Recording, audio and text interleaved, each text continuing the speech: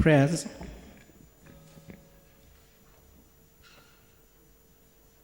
Almighty God, who in your infinite wisdom and providential goodness have appointed the offices of leaders and parliaments for the welfare of society and the just government of humanity, we beseech you to look upon with your abundant favor these your servants whom you have been pleased to call to the performance of such important trusts in this land.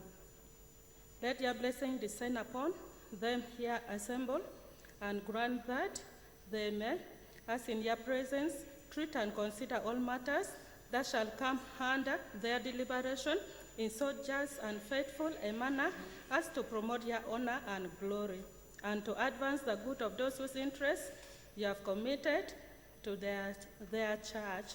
Amen. Amen.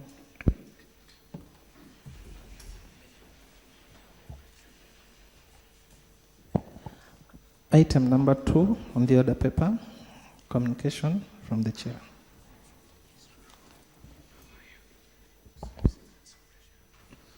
Honorable members, I welcome you to this sitting. I am advised that a statement we requested for on Tuesday is ready, but it's not on the order paper. At an appropriate time, I'll cause an alteration so that we can receive that statement. Yes. Bulisa? Thank you so much, Honorable Speaker. I stand to raise the matter of national importance, Right Honorable Speaker, about the interconnection and the multipurpose intention of the oil roads. Right Honorable Speaker, I want to thank government for finally finding money for the oil roads, which we've been waiting for long. But there is two very important areas which have been left behind.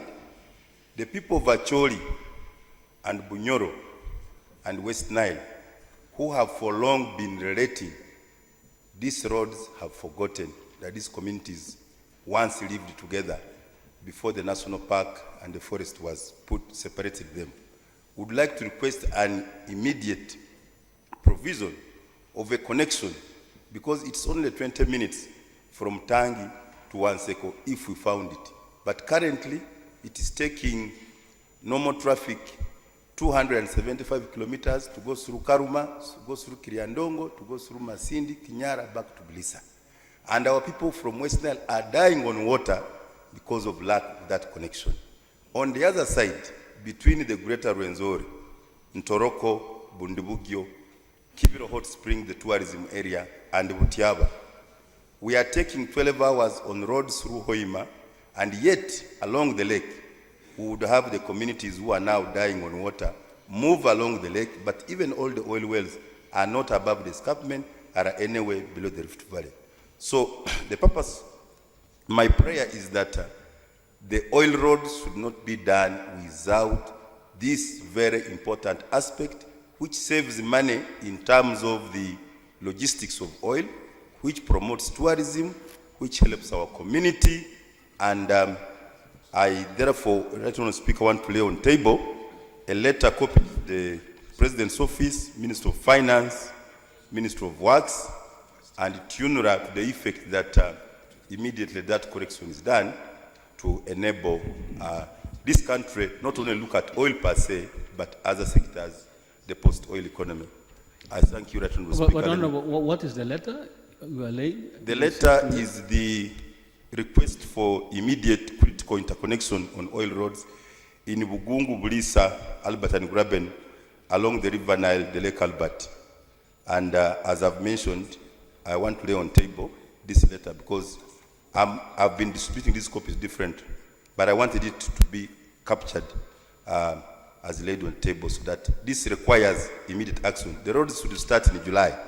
No, who is the letter addressed to and who has authored the letter? Microphone.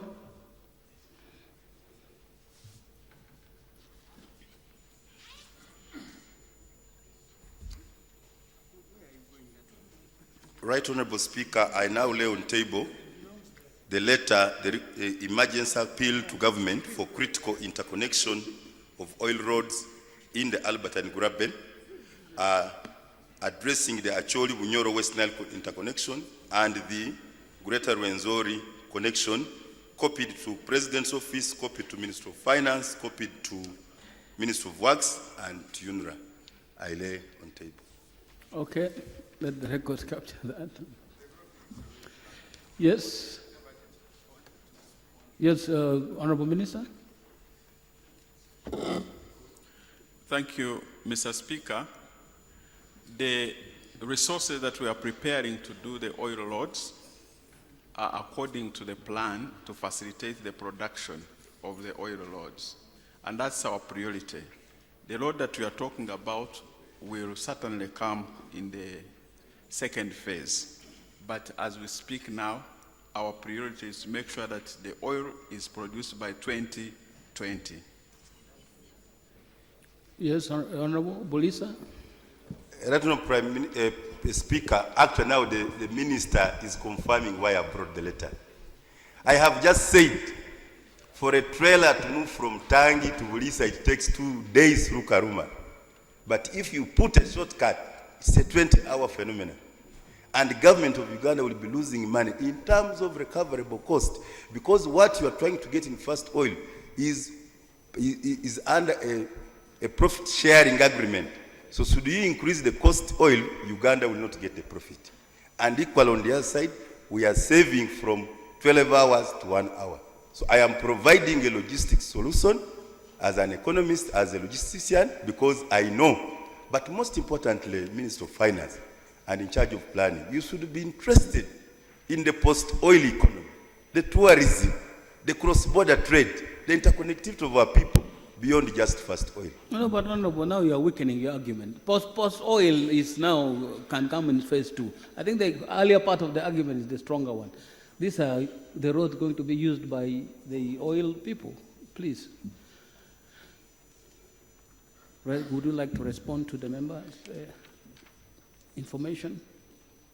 Mr. Speaker and honorable colleagues, we will look at the case of Honorable Mukitale and see whether it can be incorporated in the current plan. But the current plan, as I said, is to make sure that the oil is produced by 2020. So we are looking at those infrastructures, including Kabale International Airport, which will facilitate the transportation, logistics of production of oil. But we'll consider that also. Thank you. Thank you. Can I have a member for Kajara? And then Kajara, then Michana. Thank you, Mr. Speaker. I raise on a matter of national importance concerning the total breakdown of road equipment in Ntungamo district. Ntungamo district is one of the biggest districts remaining, and the kilometrage of Ntungamo district is therefore one of the longest. It is among the longest kilometrage areas, and at the moment, all the equipment has broken down, and the regional workshops have not managed to help us because they claim they have no capacity at the moment. We don't know whether it is because of financial constraints or they have any other constraints. We are expecting a lot of rains very soon, and in some areas they have started. We expect a lot of problems when rains come because the roads are going to be destroyed, and we are going to lose the money we used to construct and maintain those roads before. Therefore, my prayer to the Ministry of Works is that we get those people in the regional workshops capacitated, and if they have been capacitated and they are playing around, then we pray that they are prevailed over such that they can give us the services and we get our roads in good shapes. I also pray that if the new equipment has already arrived, we get the new equipment such that we can work on our roads, because the roads have been worked on by these machines from China, and the quality hasn't been good. And even working on them in the mechanical workshops is not simple. So I pray that the ministry works on that situation as quickly as possible. Thank you, Mr. Speaker. Government.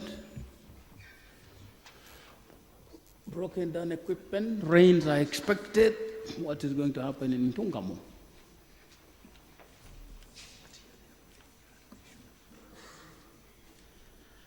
Right Honourable Speaker, we expect the new machinery to be in Uganda in April. Beginning of April, we shall be distributing this machinery throughout the country. We are right now training the drivers. Every district was written to submit 2 people to be trained who are going to be managing these machines. Thank you. Clarification. Bitiana. Thank you, Right Honourable Speaker, for giving me this opportunity to address this August House. Right Honourable Speaker, I'm here to speak on a matter of national importance. The recent drought and famine that hit the entire country did not spare Mityana district. Right Honourable Speaker, as I speak now, Mityana residents are starving due to the effects of drought. Since August last year... Honourable, you are too close to the microphone. Right Honourable Speaker, last year in August, I wrote to the Honourable Minister of State for disaster requesting him to provide relief to the people of Mityana, but we did not get any response from him. And as I speak now, Right Honourable Speaker, the recent hailstorms again destroyed some of the schools we have in the area, like Namungo RC Primary School and Ibulera CU Primary School. The roofs were blown up. As we speak now, students or pupils are studying under trees. And also residents were affected in one way or another. Their gardens were swept, their houses were swept, so people are just desperate for service. My prayers, Right Honourable Speaker, are for the Minister of Disaster to provide relief and materials to the affected communities, but also for the Ministry of Agriculture to provide seeds, both for food and cash crops, to the affected sub-counties in Mityana district.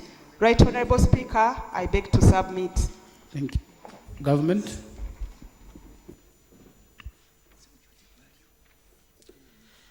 Right Honourable Speaker, the Minister in charge of disaster preparedness gave us a statement here. And in that statement, there was also a table of distribution of the food we have in the stores. And almost every district was allocated. I am going to cross-check with that minister so that we can respond to Mityana as quickly as possible. But I know that especially for the schools have been allocated with posho to the tune of minimum of 200 bags, 200 bags of 100 kilograms each of maize flour and 100 bags of beans. So what we are going to do is to make sure that we respond to this disaster that has just happened in Mityana, and then we shall reorganize the allocation for the district. As for schools which have been destroyed, I request Honourable Nabakova to bring a report with photographs of the destroyed schools. This is what we have been doing, and the Office of the Prime Minister has been responding by either providing first for the iron sheets, and then as we see what Minister of Education can do. So a report is very key, and the cow the chief administrative officer in every district is in charge, is the chairperson of the disaster committee.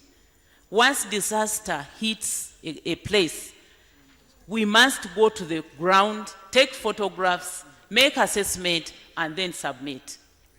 So when I receive the report, I will pursue it with the minister in charge. Yes, please. Right Honorable Chief Whip, I want to give information collaborating with Honorable from Mitiana. You remember, Right Honorable Speaker, in April, myself and Honorable Nora of Blissa brought a similar challenge where 7 schools of UPE, 1 seed school, and the 3 health centers were blown off by an unfamiliar typhoon in Ulisa. Actually, we are worried. Whereas we gave the photos, it was on headlines, the COW's office did its part. We haven't yet received anything from Prime Minister's office. I thought that now that we seem to be having the budget, last time the problem there was no resource. Now that there is a budget, Madam Chief Whip, I request the Wulisapo have been waiting for 11 months. The rains will chase them from class. Can they be number 1 since they did not get when there was no money? I thank you. Right Honorable Speaker, I thought that he was going to give me further information regarding to Mitiana. But he has used this chance to remind me of a request for Blissa. I have taken note. You are correct by saying that the time when you raised it, this was April, I think we didn't have funds. But I know that my office, OPM, Office of the Prime Minister, has procured iron sheets. So if your school has not been considered, kindly get in touch with me so that we make sure that at least the permanent secretary considers, even though we may not be able to handle each and everything. Thank you. On Mitiana. Madam Chief, it's on a Molata. Thank you very much, and thank you, Right Honorable Speaker. In 2012, a similar incident happened in Muntu Primary School in Amolta District. The roof of a classroom block was blown off. Muntu Primary School in Amolta District, and we wrote to the Office of the Prime Minister for assistance of iron sheets for re-roofing the building. Now it's 5 years down the road, Madam Chief Whip. No action has been taken. And the building is still on the ground without the roof. That was blown off 5 years ago. Now that you're willing to take some action on Mitiana, can we rewrite Esa Molatar and probably as Muntu Primary School so that we can also be considered? Thank you, Right Honorable Speaker. Right Honorable Speaker and colleagues, you are here as members of Parliament. There is a popular word we keep on using, the word lobby. And we even have places here designated for lobbying. If something happened in 2012 and we are in 2017, and this is the first time I am receiving a reminder, then I think because of the campaigning period and all that, we are forgiven that we did not follow it up. But I'm happy that you have reminded us. I am going to add my efforts to yours, Honorable Anthony, and plead for the people of Amolata. I pray that we will be able to respond appropriately. I thank you. Thank you, Honorable. Yes, Honorable Minister.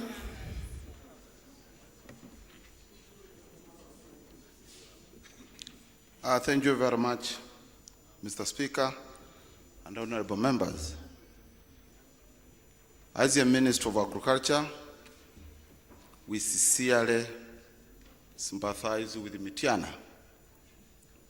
And the honorable member from Mitiana, asked us to provide seedlings. It is true, through NADS and Operation Wealth Creation, we are distributing seeds. And as an information, if the honorable member has not yet picked so far 2 tons of beans, maize, 2 tons of maize, she can move to NADS Secretariat. She will be able to pick her 2 tons of 3 tons. Women are 3 because the district, yes. 3 tons of beans for maize for her constituency. And also we're organizing beans and I think nuts and cassava cuttings. I think by next week we shall be informing you where to pick them. I thank you very much. And of course we are going to liaise also with our officers for Operation Wealth Creation and see the specifics they are doing with Mitiana. I thank you very much. Thank you. Next item. Item number 3 on the order paper. Statement by Minister on the alleged breach of minimum broadcasting standards by NBS TV.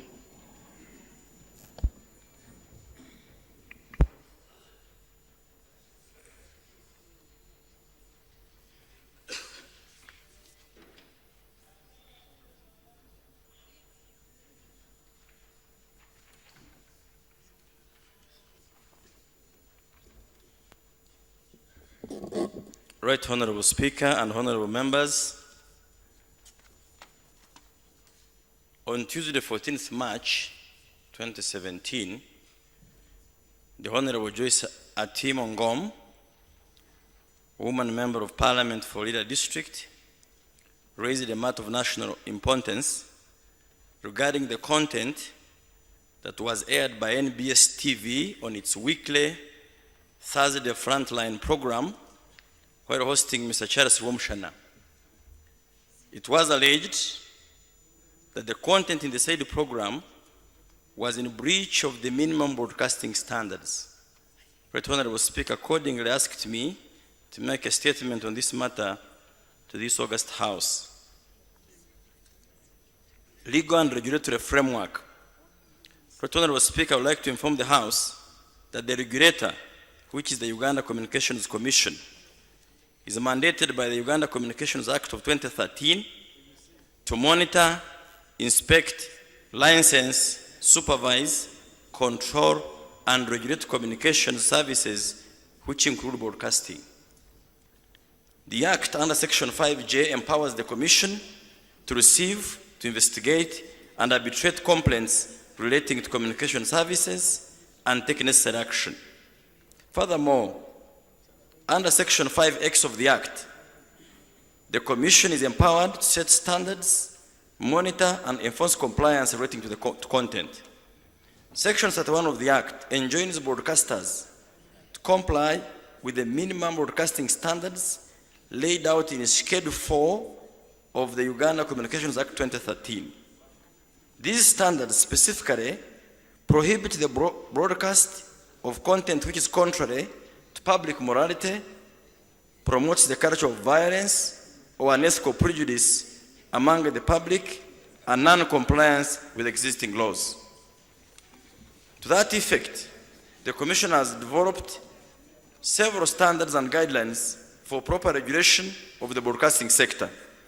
These standards include the following: programming standards, advertising standards, religious program standards, code of conduct of broadcasters, local content quotas and obligations, best practice guidelines for electronic media broadcasters, for coverage and broadcast of live events, among others.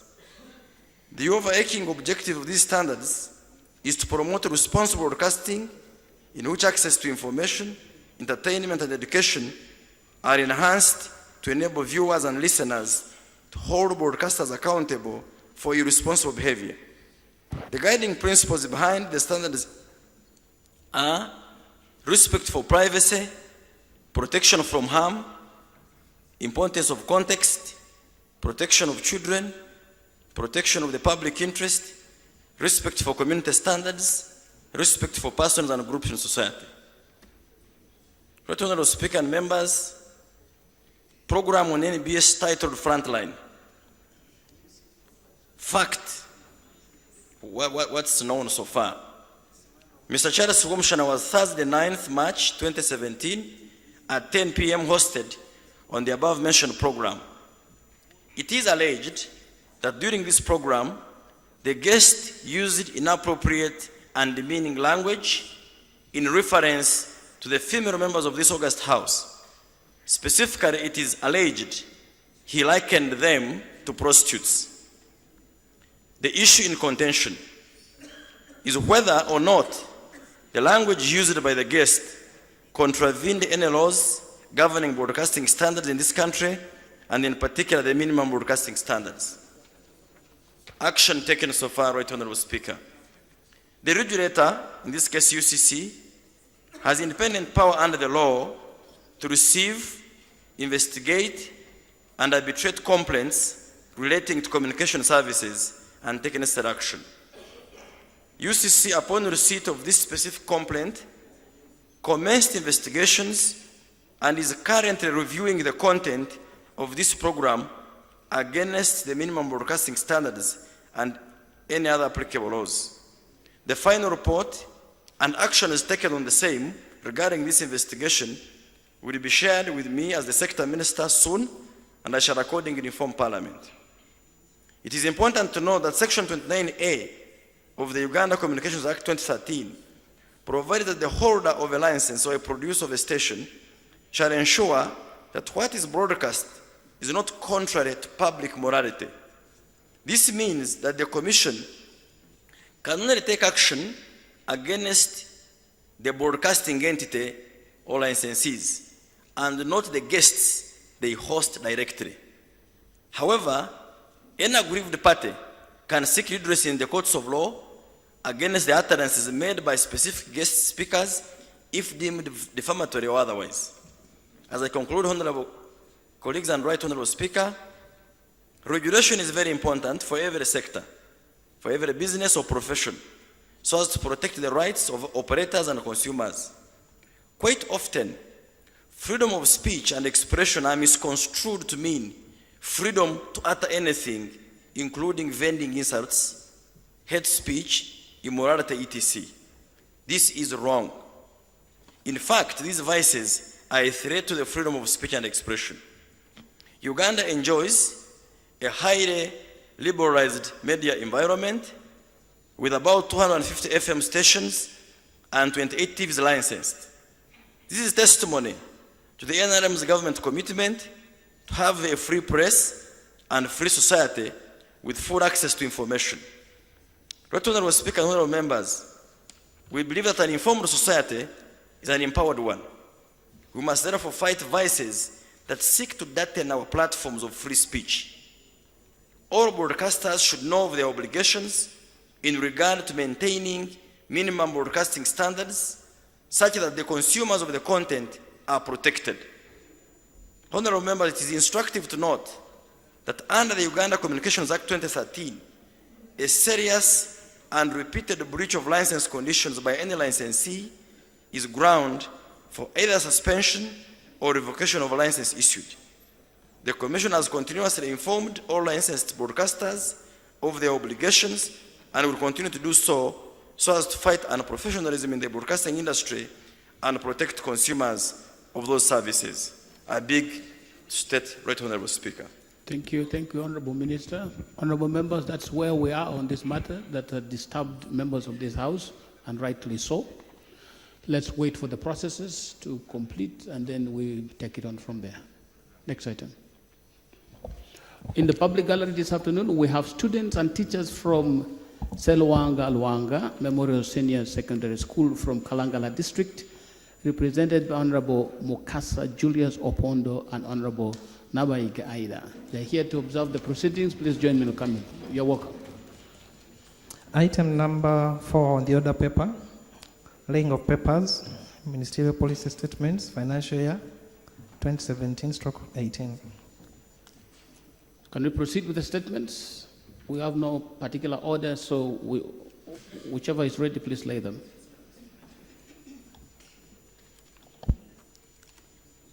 ICT? Right Honorable Speaker, I beg to lay on table the ministerial policy statement of the Ministry of Information, Communications, Technology and National Guidance for the year 2017-2018. I beg to lay. Let the records capture that. It's referred to the appropriate committee on ICT to handle.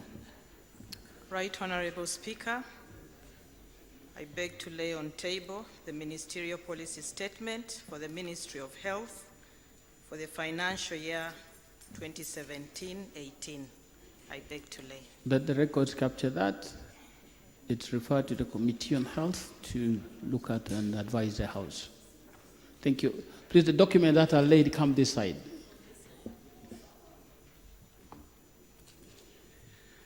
Right Honorable Speaker, I beg to lay the ministerial policy statement for the Ministry of Public Service and Public Service Commission for the financial year 2017-2018. I beg to lay. Let the records capture that. Committee responsible for the sector will take charge. Agriculture was laid yesterday.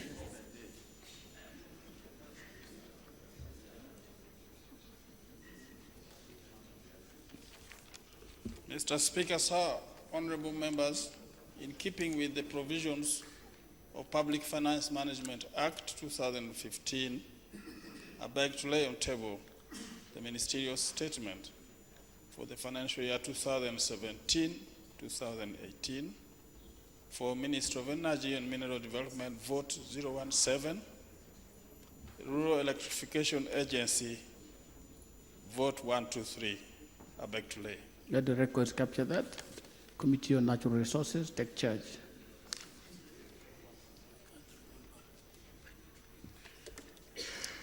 Right Honorable Speaker and honorable members, in compliance with the Public Finance Management Act 2015, Section 13, I wish to lay on the table ministerial policy statement for the Ministry of Tourism, Wildlife and Antiquities, votes 022 and votes 117 for the financial year 2017-2018. I can only add that the ministry's target is to attract 4 million tourists, member. and I hereby lay it on the table. Thank you so much. The records capture that. Right Honorable Speaker, I beg to lay on table the ministerial policy statement for the Ministry of Water and Environment for the year 2017-2018. Let the records capture that. Committee responsible for that sector take charge.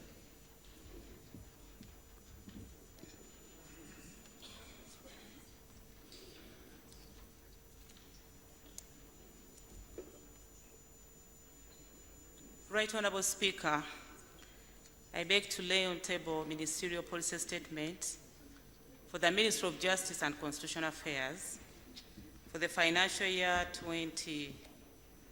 2017-2018. I beg to lay. Let the records capture that. Committee of Legal and Parliamentary Affairs take charge. I beg to lay on table, Mr. Speaker, sir, the ministerial policy statement for the Ministry of Foreign Affairs. Vote 006 and votes 201 to 236 for the financial year 2017-2018. Let the records capture that. Committee of Foreign Affairs take charge. This was laid by the minister.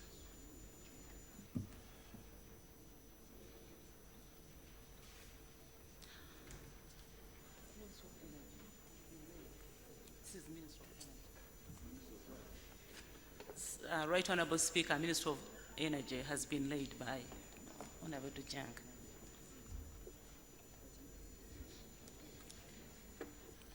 Minister of Public Service was equally laid.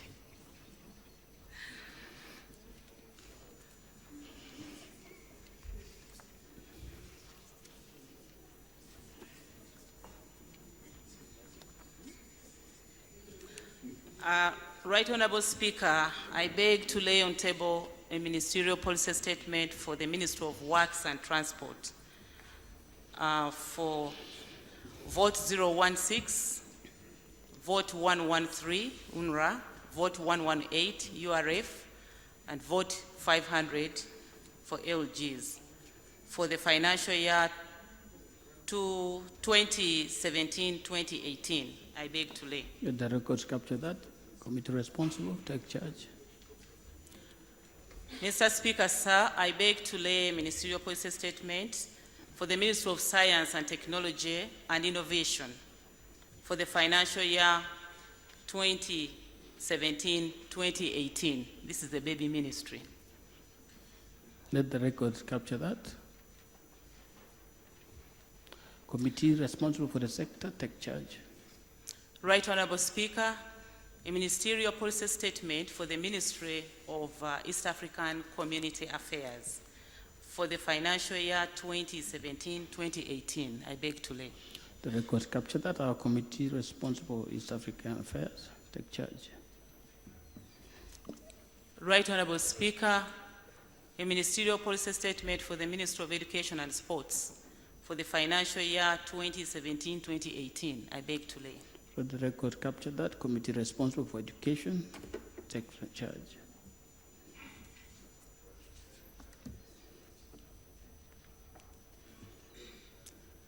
Right Honorable Speaker and colleagues, this is a ministerial policy statement for the Ministry of Trade, Industry and Cooperatives for votes 015,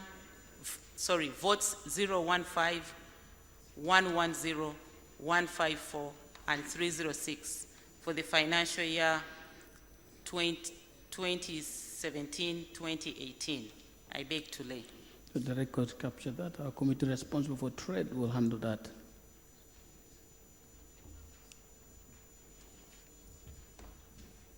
So far, that's what I have, Right Honorable. And I'm expecting you late.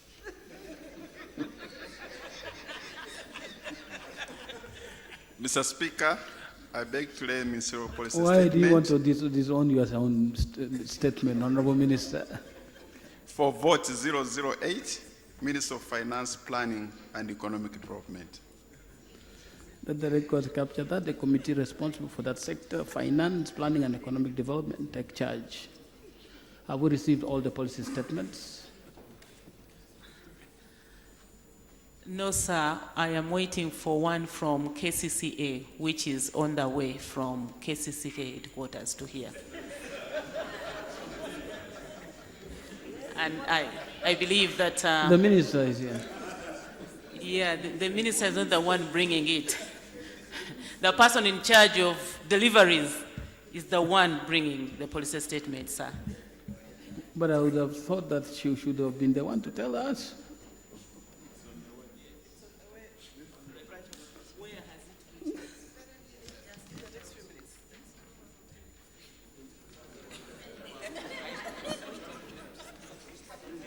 Tell us.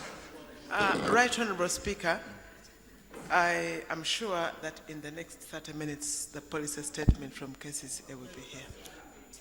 It doesn't come under the OP here.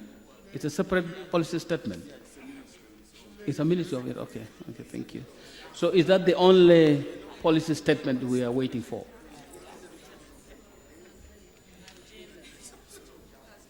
Have we received the one for gender?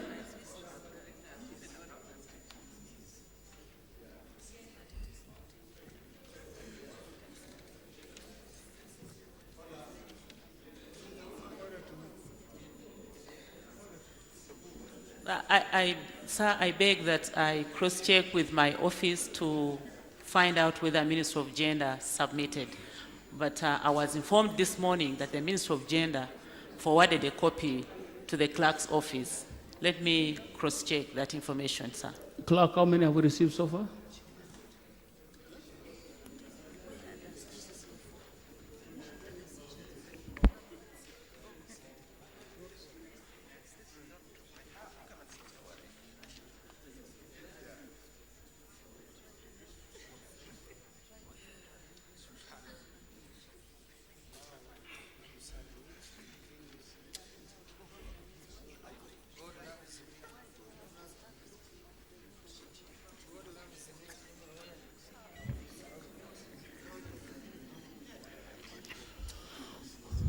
We have received so far 22 policy statements. I don't recall gender having come in, and KCCA it's supposed to be coming in. We expect to receive all those today that can instruct the clerk to extract those minutes and forward this to the committees so that they can start their work. Next item. Item number 5 of the order paper. Motion for adoption of the report of the Committee on Physical Infrastructure on the Standard Gauge Railway and Light Railway Transit. Honorable members, you'll recall that this statement was presented. There was some issues that we needed to resolve, and they were resolved. I proposed the debate for this question, and the debate should have started, and will start now, and we conclude this business. But to kick off this debate, I had requested that the person who chaired the select committee in the 9th Parliament, also on that sector, can come and give us a short brief of what transpired. Then we can do general debates and conclude this matter. Honorable Member for Nachifuma.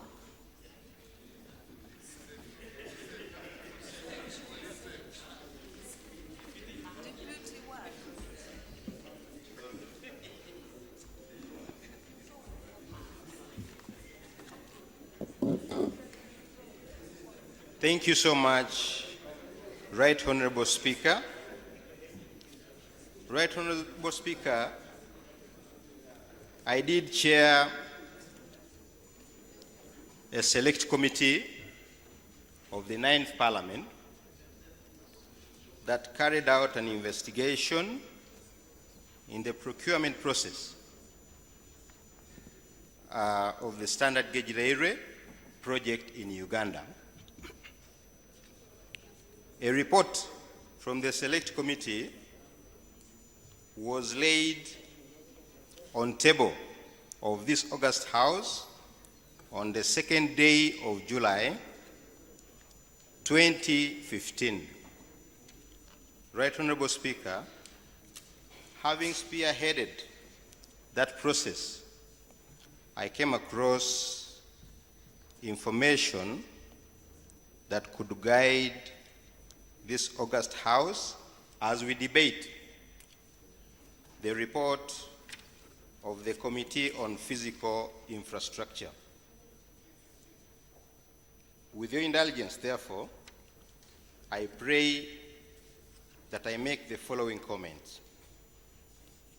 Right Honorable Speaker, as regarding the class of the SGR network in Uganda, the Committee on Physical Infrastructure reports and talks about the AU SGR protocol, which works for South Africa, Morocco, Algeria, and Egypt. Honorable colleagues, in Uganda we have the Northern Corridor Integration Project, SGR protocol. And this works for Kenya, Uganda, Rwanda, and South Sudan. Right Honorable Speaker, before I lay a copy of this document on table, I want to address my mind to page 2 of the protocol and page 3. Right Honorable Speaker, page 2 talks about development of the standard gauge railway in these countries. And one of the objectives of the protocol goes ahead to say the overall objective of the SGR is jointly to develop and operate a modern, fast, reliable, efficient, and high-capacity railway transport system as a seamless, the catchword is seamless, single railway operation among the party countries. Right Honorable Speaker, on page 3 of the protocol, it talks about the scope of the protocol. Number 1, the provisions of the protocol shall apply to any activity undertaken in cooperation by the parties to achieve the objectives in 2, which I read.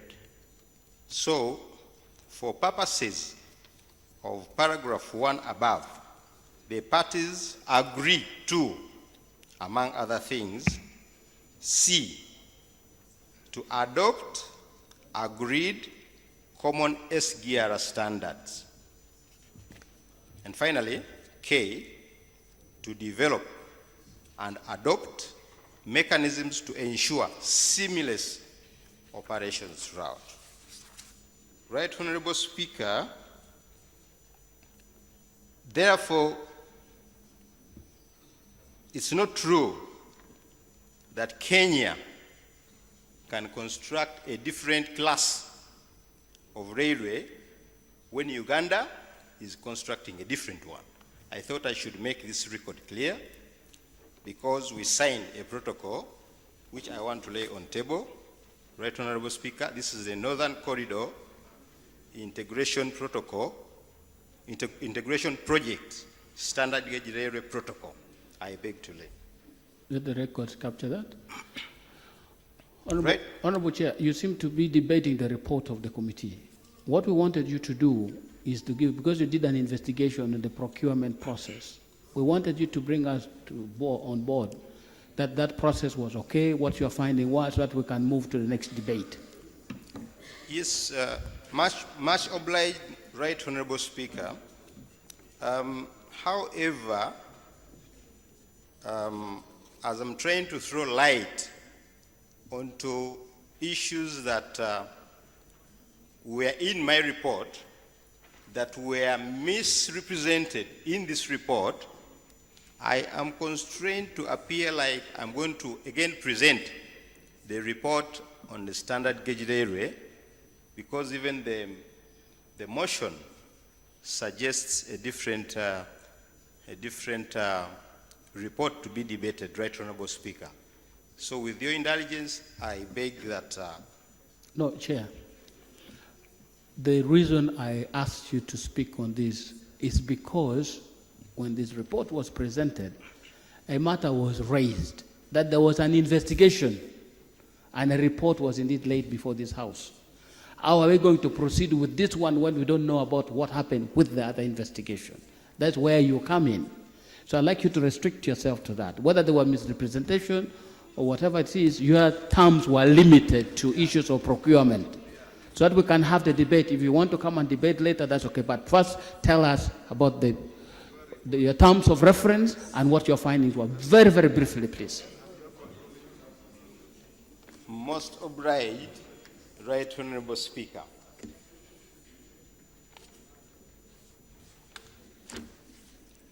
Right Honorable Speaker, as I did mention at the beginning, a select committee conducted an investigation in the procurement process of the standard gauge railway.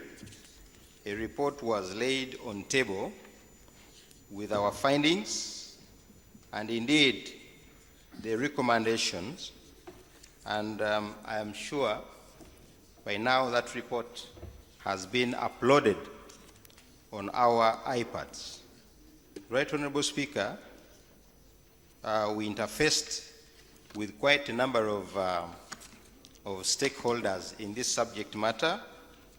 Information was got to the effect that whereas some provisions of the PPDA were not followed, of the PPDA Act were not followed to the note,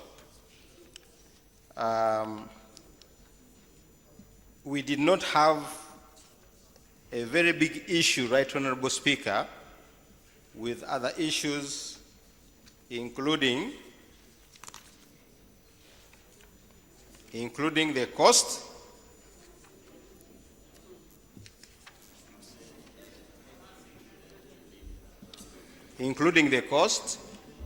and other issues. Right Honorable Speaker, that's why I thought I would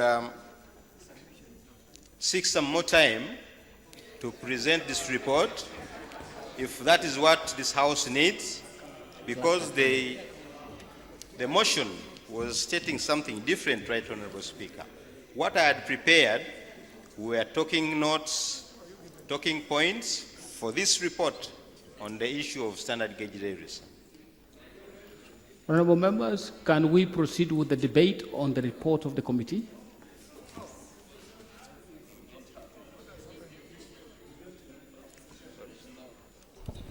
No, the report of the committee. This committee of Honorable Sabit. That is the report that was presented in this parliament. Yes, Mr. Igara? Speaker, whereas we could go ahead to discuss the report of the committee, the fact that we set up a select committee to investigate a specific part of this report, that is procurement, and aware that now the chair has said there was a problem with procurement, there was a problem with cost. Mr. Speaker, I think it would be prudent to first get the report of our select committee. Then we discuss the two together. That's when we shall have an informed debate. But Honorable Member for Igara, you see my practical difficulty. I've asked the chair to present that aspect and he's not able to. So I am asking, can we proceed to debate the other report of the committee without the one of the select committee? Mr. Speaker, sir. Yes, Kyoga. Mr. Speaker, I'm ready to debate. Which one? The report of the Committee on Physical Infrastructure. Okay. I have issues to raise on that report. Can I proceed, Mr. Speaker? No, we need to resolve it first. You are ready, yes. Proceed here. Mr. Speaker, sir. Proceed here. Thank you, Right Honorable Speaker. Right Honorable Speaker, in the 9th Parliament, the Select Committee was set up to specifically investigate the issue to do with the cost of the SGI. And the 9th Parliament, Right Honorable Speaker, never received that report. And the chairperson of the committee, of the Select Committee, has just presented highlights which members don't have even access to the content that is actually giving us here. Right Honorable Speaker, the Physical Infrastructure Committee, the areas which they were looking at are almost similar to what the Select Committee was looking at. But it would be unfair, Right Honorable Speaker, for this Parliament to have two reports which do not have areas of convergence, because when you read the one of the Physical Infrastructure Committee, Right Honorable Speaker, you don't pick from what the chair of the Select Committee has presented. I would propose, Right Honorable Speaker, that it would be in the interest of this House that we get access to the report of the Select Committee first, and then we also get the one for the Physical Infrastructure Committee, and then we compare the two and debate concurrently the two reports. than handling, the one of the committee and doesn't add up, Right Honorable Speaker. Honorable members, you remember I had to give guidance on how we are going to proceed with this particular issue of the select committee. First of all, the work of that select committee was not saved to be handled by this parliament. It wasn't. Now we said that the principle is that each parliament must complete its work.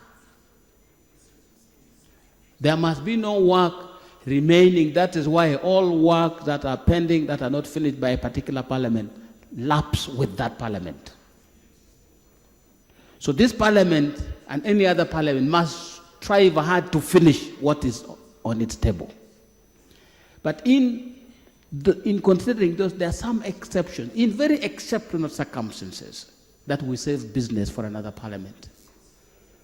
Now, must that exception operate to even include work of select committees?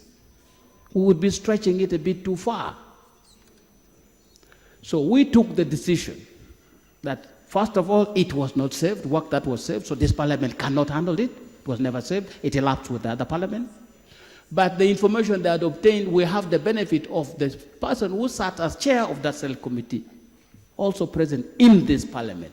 We could benefit from his, what he picked from that report. And just in the course of debating this thing, give us a brief of what transpired and what they were able to pick. Otherwise, we do not have the locus to debate a matter that lapsed with the 9th parliament and was not saved. That's where we are. So this was a way of trying to bridge it. That's why I would ask the chair to give us a brief of what their findings were, so that we can go on and debate the rest of the things. Please. Yes, Aru. Mr. Speaker, sir, thank you. I don't know what has happened to my good friend that today he cannot speak well. Because I've been here in the 7th Parliament, the 8th Parliament, the 9th Parliament, and now the 10th. He has been very audible in the last one. Mr. Speaker, with all due respect to your guidance on the issue of saving the work of this House, probably the most important question we should address our mind, whether the status quo still remains the same. By the time the Parliament appointed a select committee, whether the status quo of the issues then still remains the same. Because I just heard some minister whispering now that compensation is going on. So probably you help this House, because if the status quo has changed since the last Parliament, then it would become immaterial to listen to the chairman of the select committee of the last Parliament, because there could be new development. So I would seek your indulgence in that particular area, because the findings of his committee cannot be in vain. He may read us the findings now when construction has already started. I seek your indulgence. But I would also request probably for the front bench we have some water there, because that kind of difficulty of communication is not very healthy for this House. Thank you so much, Mr. Speaker. Honorable members, we are just trying to find a way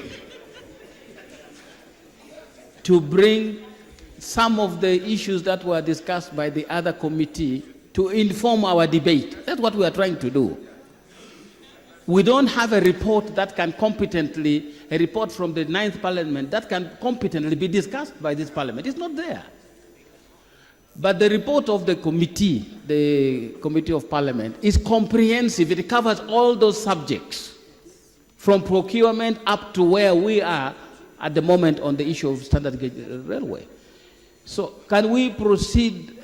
I still seek that the chair procedure.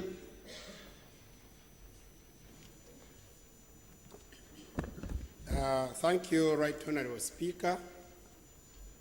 Right Honorable Speaker, I want to thank you for asking Honorable Sech Toreko, who was the chairman of the select committee, to highlight on the issues, because I remember, Mr. Speaker, by that time, in the 9th Parliament, when our select committee was formed, we had a lot of issues.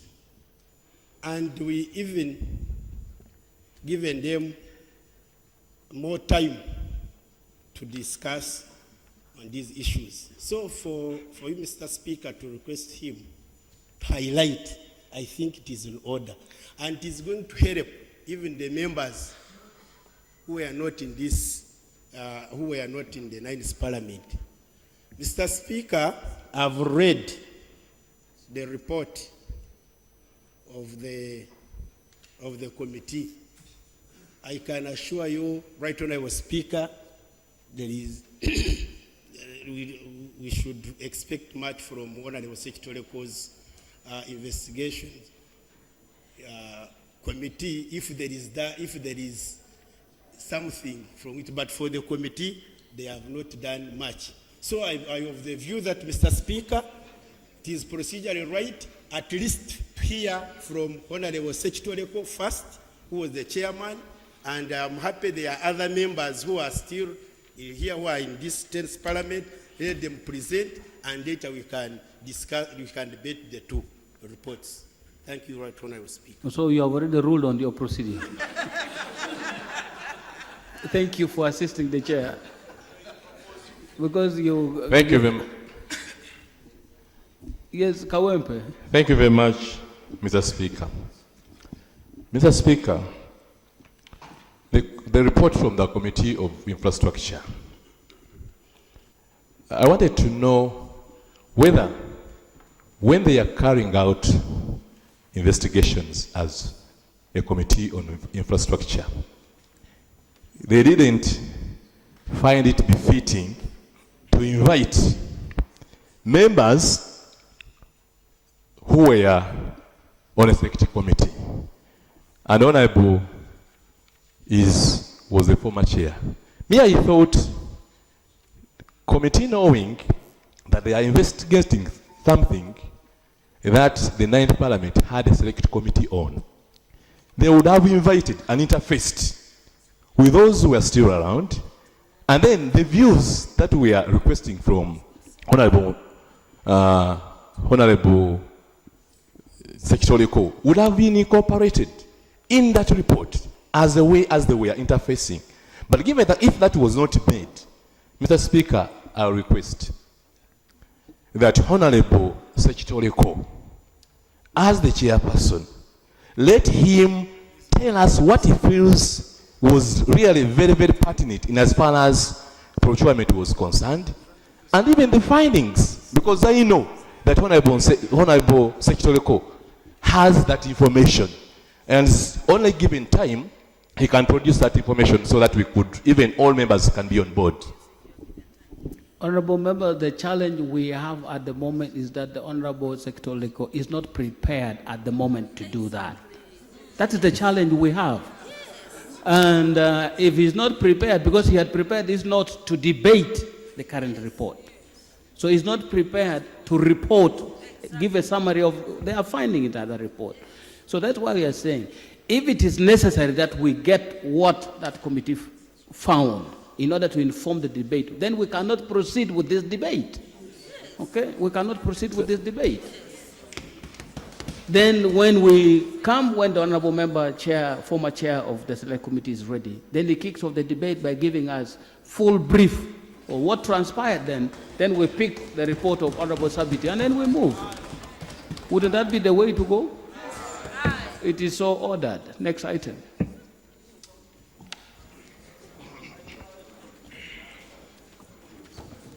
Honorable Secretary Leko, this time please be...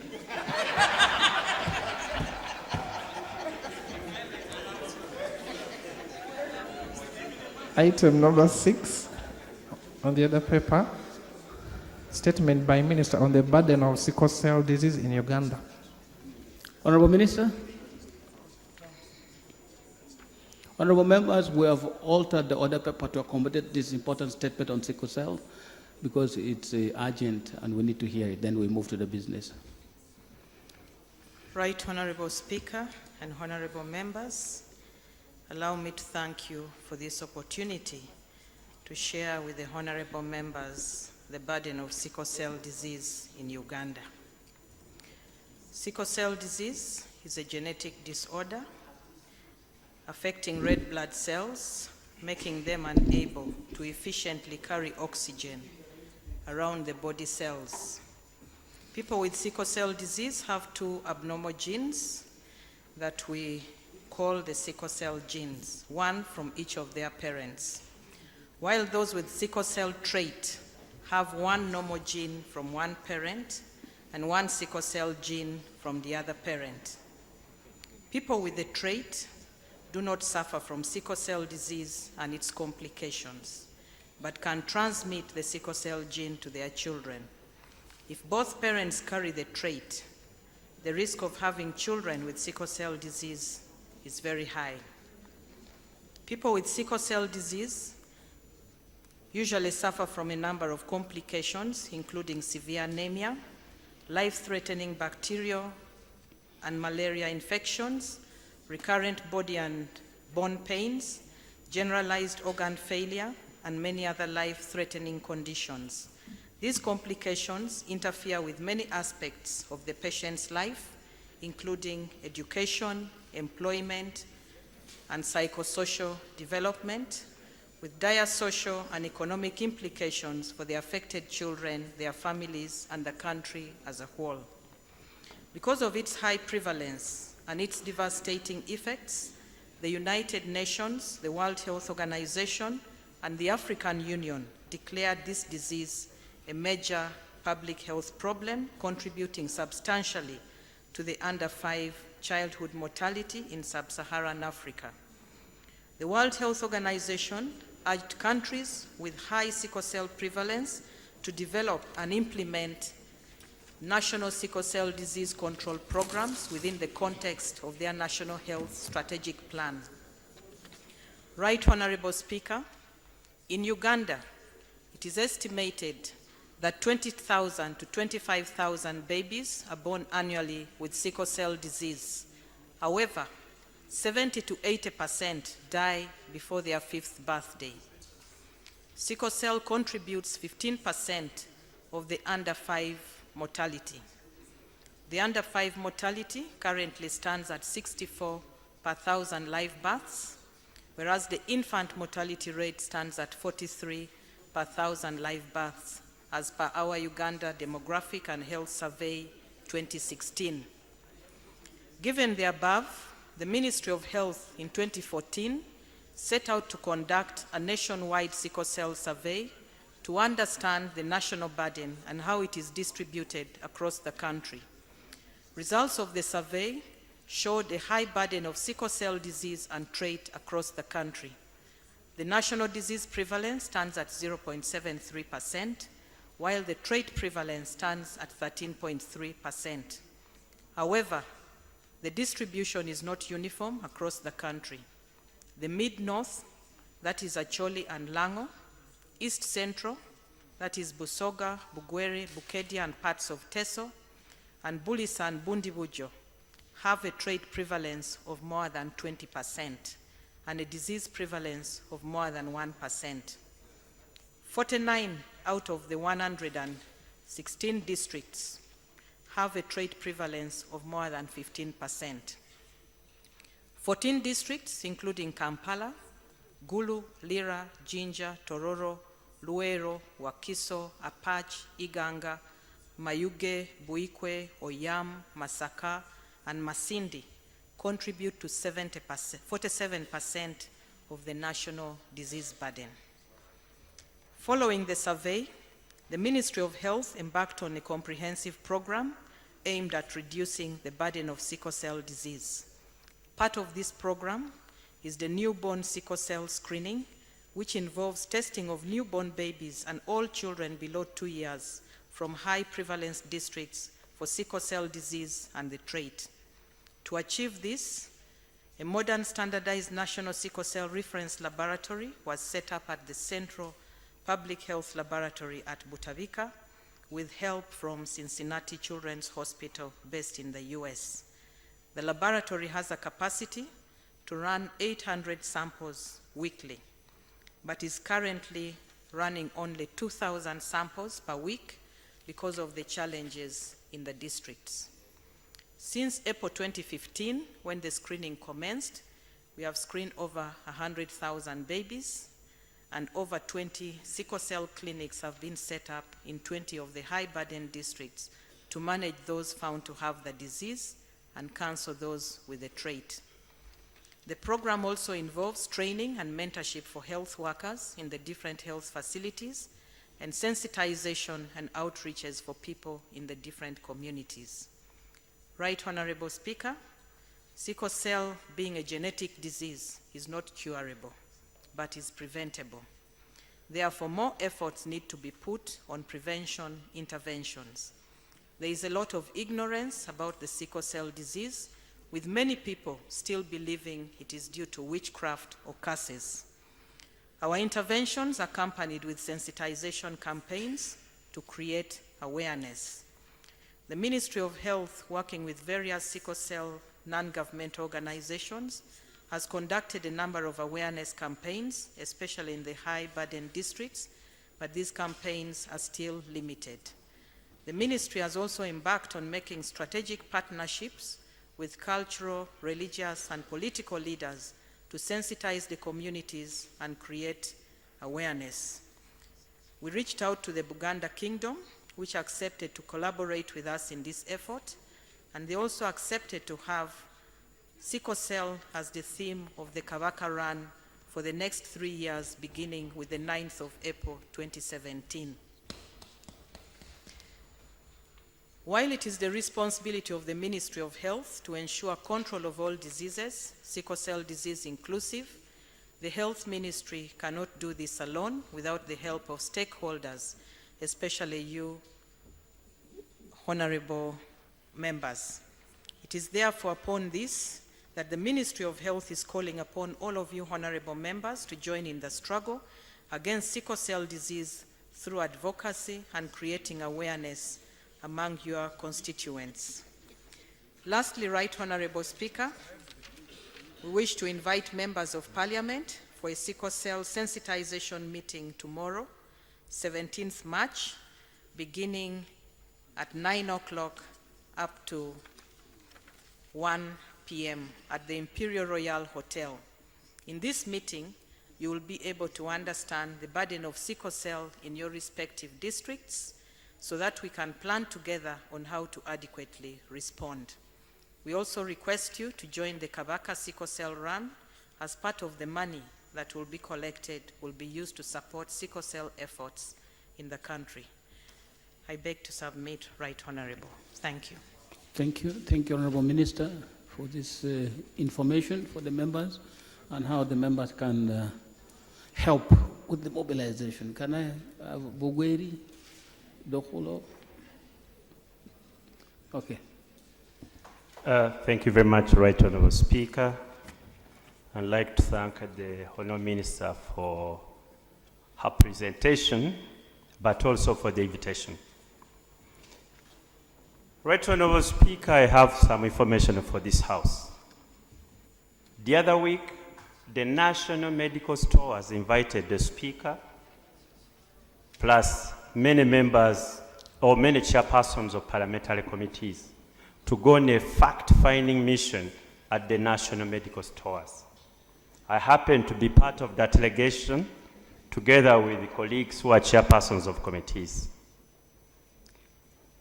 When this country was having a crisis of hepatitis B, the minister came and made the speech, wonderful as she has just given. Government took a step that resources were needed, and therefore they presented to this House a supplementary of 11 billion shillings, which we passed. However, Minister of Finance has only released 3 billion shillings of the 11 billion shillings, which was passed. The General Manager, National Medical Stores, informed us that actually you need 3 shots of that vaccine. And because of the 3 billion shillings released, regions that are affected by this disease have got 1 shot. And they are remaining with 2 other shots to complete the dose. But finance has refused to release the money which we passed. What that translates into, Right Honourable Speaker and colleagues, especially those of you from areas where this disease is prevalent, is that the 3 billion shilling shot will be rendered useless if the patients don't take the other 2 shots. So these sort of speeches the Honourable Minister makes, and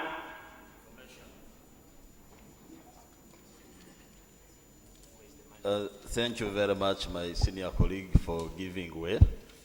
Right Honourable Speaker, as a member of the Budget Committee, we were stunned actually in the 9th Parliament when these specialized bodies from the Ministry of Health, they say when they submit their budgets, especially when it comes to these scientific requirements that actually need holistic financing, the Ministry of Finance gives half pay. Now, at the end of the day, they cannot even analyze the results that they get from the samples and even make use of those results. I don't know, do we need an affirmative action for Ministry of Finance to learn about the importance of respecting science? It is a very big problem, Right Honourable Speaker, and you know very well you were there, Honourable Bahati. So they are starving these, especially like for hepatitis. They had very, very big complications. So I still think the same will apply to the sickle cells. That's the information. So presenting a document like the Honourable Minister is presenting is wasting our time. When we actually appropriate money and finance does not release the money. But that alone is not even the biggest problem. But the danger and the risk you are subjecting people's lives to. That you come here, you present those sort of speeches, we are convinced that this is a situation that needs money, we pass a supplementary budget and you don't release the money. Minister of Finance, were you conning this house that you wanted us to pass the money and utilize those resources for some other reasons?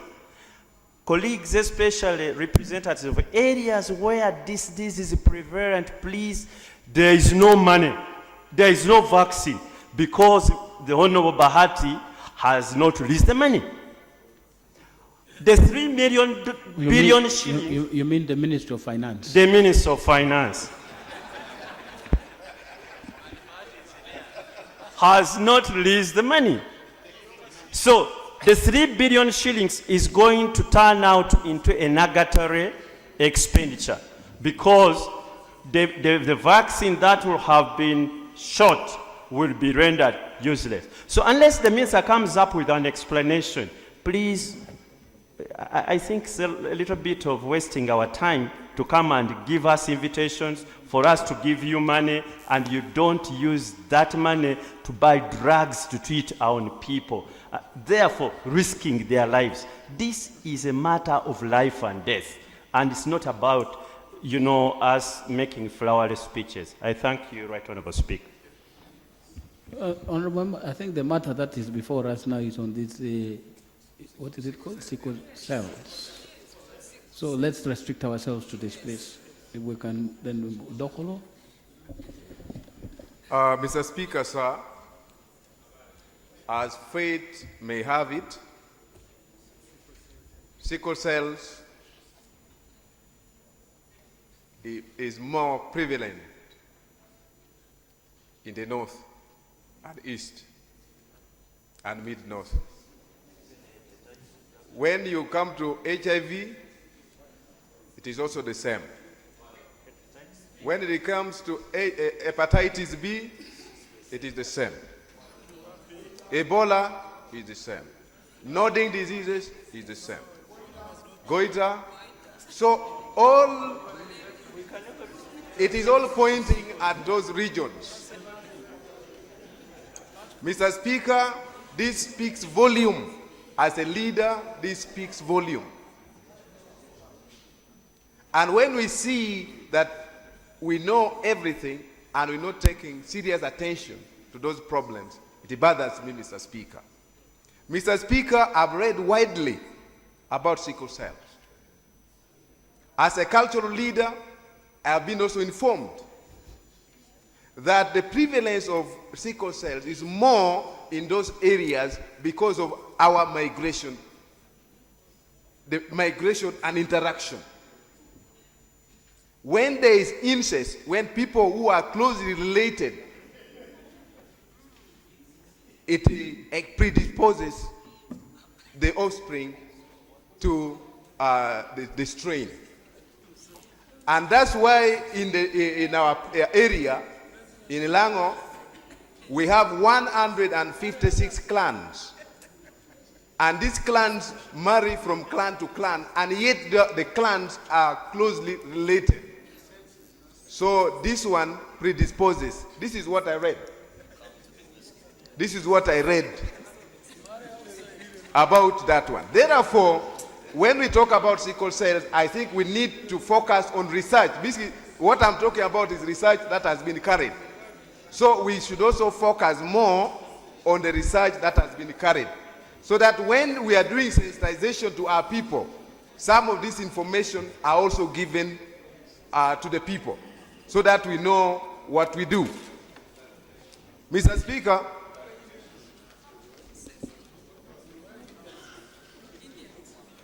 thank you very much, honorable colleague, for giving way. I'm just seeking a clarification because you made a statement about incest and the prevalence of sickle cells. I was seeking clarification on what you're actually meaning, because when you say the disease is common in the north and the east and mid-north, and then you say there is a lot of incest, incest is the one which causes the spread of the disease, and yet incest is one of the marriage among relatives is prohibited, is one of the prohibited degrees of consanguinity by law. So what exactly are you talking about? It doesn't make some of us very comfortable. I think that clarification is very important. What I'm actually saying is that we marry from different clans. But from our clans, we find that this clan and the other clan are closely related. Like, for example, I'm a Raki of Alwala, which is the monkey. And we have also a Raki of Ochukuru, who are closely related. Even the brothers, when you look at the brother, you follow them, you find that the other brother went to the other side, then this brother went to the other side. So, when you marry, this is what I'm telling you. So when you marry from this clan, and that is why we are also trying to talk to clans in our areas, that why don't we reduce the number of clans so that we, this is just thinking. We are just thinking aloud so that we reduce the prevalence of diseases. Or we encourage our people to marry outside, and also we control. These are things that we need to do. It's about research. That's why I'm suggesting the ministry. That's why, honourable members, I'm appealing to the ministry to do more research and also advise us accordingly, so that we see how we control the prevalence. I thank you. Kapelebiong is the Shadow Minister of Health.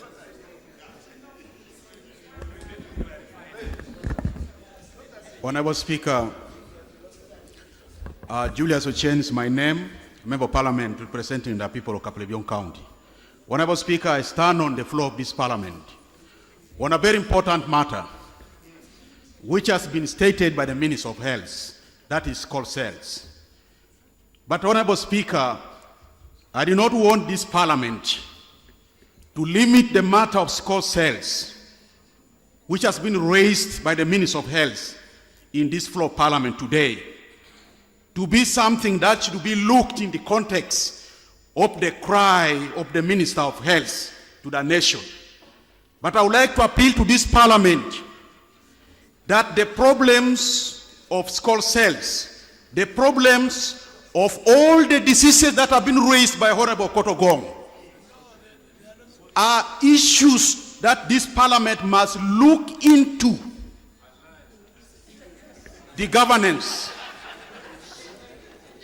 Honorable Speaker, when this Parliament approved resources for the hepatitis B, which we are now seeing as a problem in this country, which we are worried about the third vaccination, the third vaccination, Honorable Speaker, the second and third. If this Parliament was autonomous, I am questioning, what has denied the Minister of Health to get the balance of the budget to address the specific issue which is encroaching the country? Are you suggesting that this Parliament is not autonomous? Honorable Speaker, I am responding to that matter.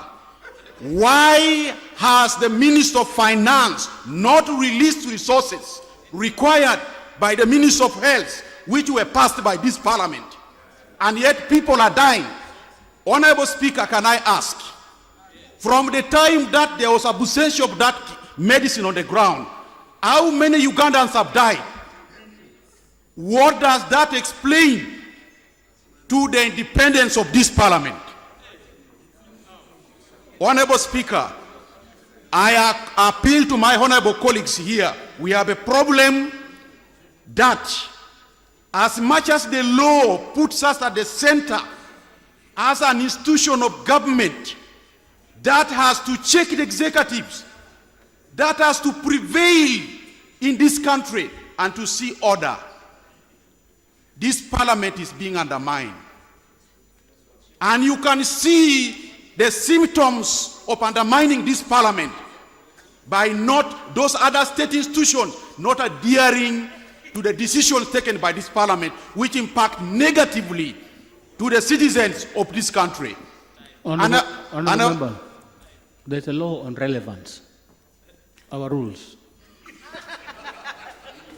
They restrict us to be relevant to the subject. The subject we are talking about is sickle cells. Please be relevant. Honorable Speaker. Because if you are not, I'm going to ask you to sit. Because we need to discuss the matter before us, not any other matters. Honorable Speaker, I make myself relevant on this floor Parliament. Point of order.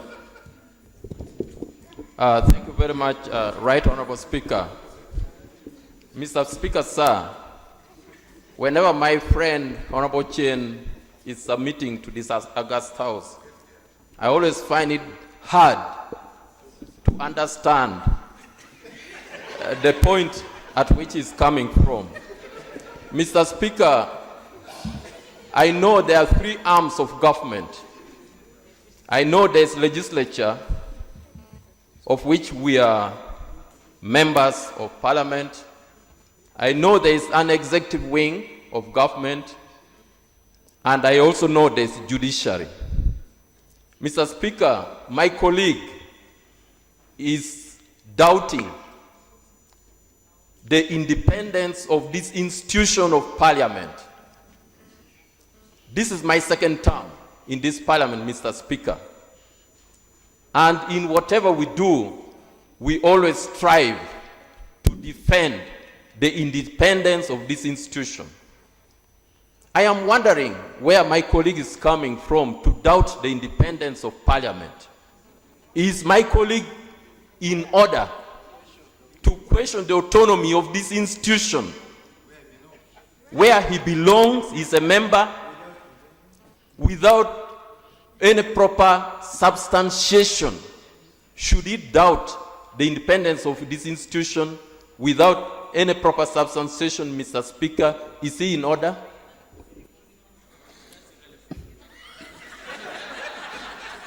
Honorable members, we should take counsel from the Honorable Gonahasa.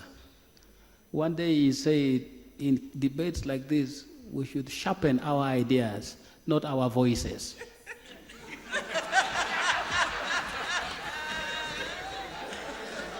So that we can proceed properly and be heard by all. Honorable members, this House has only its independence to stand on, nothing else. And if you are querying that fundamental fact, then you are querying the very existence of this institution. And being a member, you cannot be in order. You are completely out of order. And having said that, and since you are not very comfortable with the state of independence of this House, you cannot now continue speaking.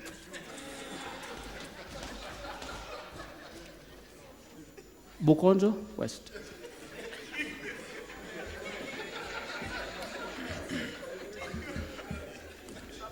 Thank you very much, Mr. Speaker. And I want to thank the Minister for that valid presentation. Mr. Speaker, sir, I want to draw the attention of this House to about 4 components. Number 1, Madam Minister, I was expecting you to have or to give us the breakdown of the interventions as far as sickle cell is concerned, or sickle cell burden is concerned, or where is concerned. Number 1, what is your intervention in the immediate intervention, medium-term intervention, and the long-term intervention? Mr. Speaker, number 2, and as far as the minister's submission is concerned, would be the citation. She's made a lot of citations. Madam Minister, will you please guide us on what the source of those citations are? Could this be information that derives or originates from UBOS or Uganda Demographic Health Survey or Ministry of Health or WHO or UNPA? Really, that would enrich your submission. Madam Minister, one of the reasons as to why we're not making effective interventions as a country is because we ignore the most critical component, and that is research.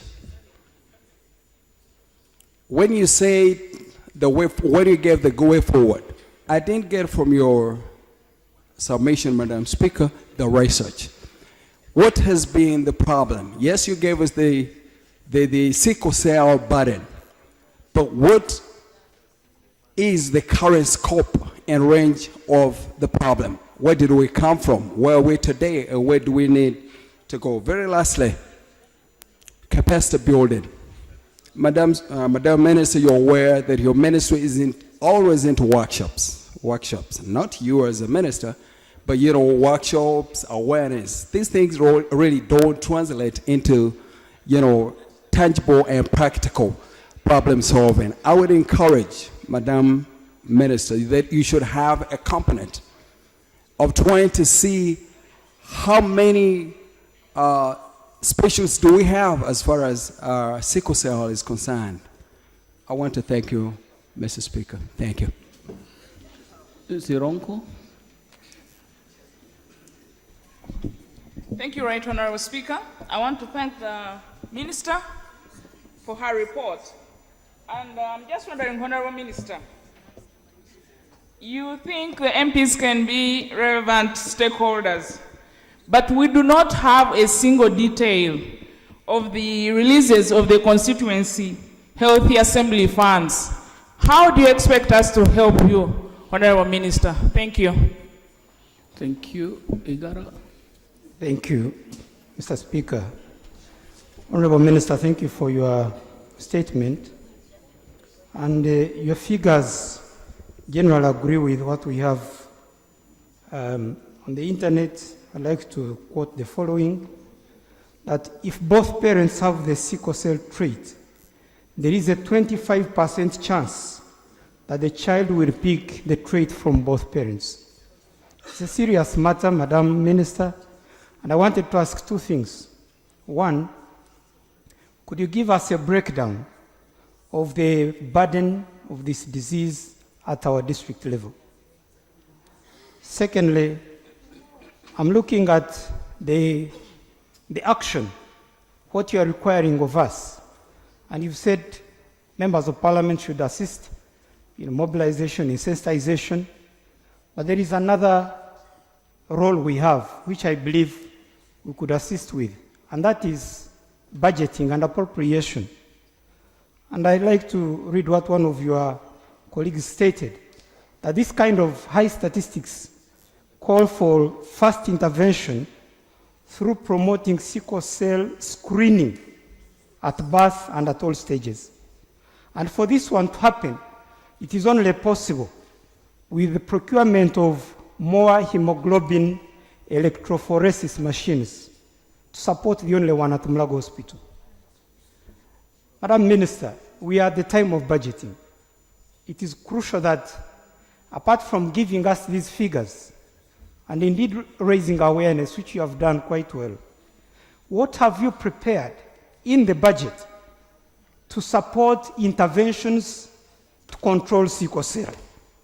So that we go beyond, yes, mobilization, sensitization, but it seems the experts are pointing out that we must have the relevant machines in place, and at least at each regional center.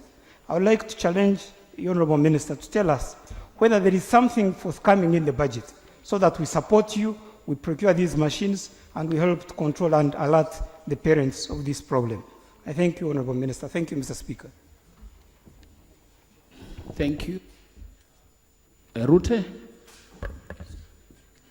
Thank you, Right Honorable Speaker. Honorable Speaker and my honorable colleagues, the information we have been given this afternoon by the Minister of Health is very pertinent and very important.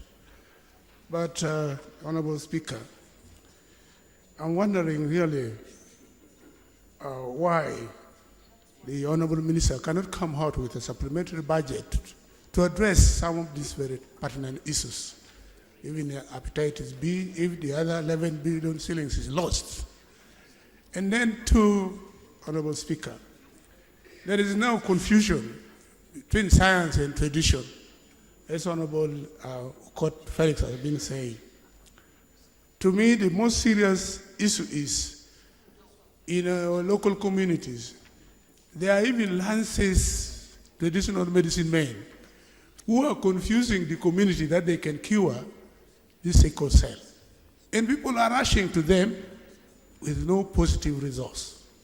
Now, why can't the ministry also try to investigate some of these cases and make it clear, since you have made it clear that this is not curable, it's only preventable. Why can't we do this? Get money, find out these local lances, medicine men. Some of them are not even lances, and they are carrying this thing. I remember in Lango, some people are running to Teso, that there is a local medicine man who can cure sickle cell. And the results has not been positive. And they are going on. And this is causing confusion, even among the communities in Lango and Acholi and Waterview. So this is a very serious matter. Now that this information is at hand, why therefore can the minister make a small piece of information for the local LC1 attention to tell him, and then he delivers the message to the local community that this is the stand of this sickle cell. Even other relevant diseases we have been talking about. This would really help, because tomorrow we are going for this workshop, and then we may not have time to go there. But if there was this, at least thing written in, and then we deliver them to every LC1 in this country, I think this would be a very good source of communication and then giving information to our community. Otherwise, thank you very much. Fort Portal Municipality. Thank you, Right Honorable Speaker. Right Honorable Speaker, there are two areas which have come out, including the discussion from Honorable Court Ogong. And I think it's not a surprise that the former President Milton Obote found a solution by marrying a Muganda. Maybe he was sending signals on what we expect. So we hope that in the future can give us a solution. Right Honorable Speaker, I usually get very worried about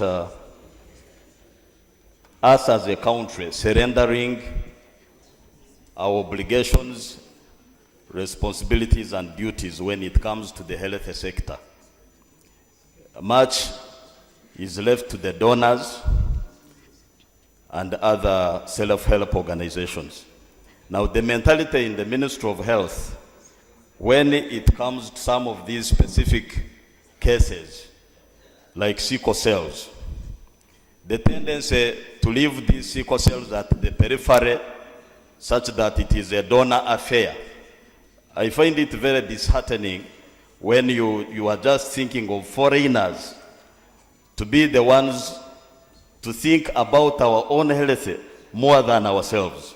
And that's why it would be prudent, Mr. Speaker, sir, that Ministry of Health must mainstream these specific cases, health cases, into our national budget, such that when we are appropriating, we appropriate confidently and we can easily predict to know that we are addressing the problem. But from the report, the mindset, I know how I can tell when the report is flowing. The mindset is increasingly leaning on donors and NGOs, and even it concludes working with the Kabaka, such that we address this problem. But you are running away from your main duty of dealing with this problem, and I would wish that in the policy statement that we are about to pass, we want to see money allocated for this particular problem. I thank you, Mr. Speaker. Kazo.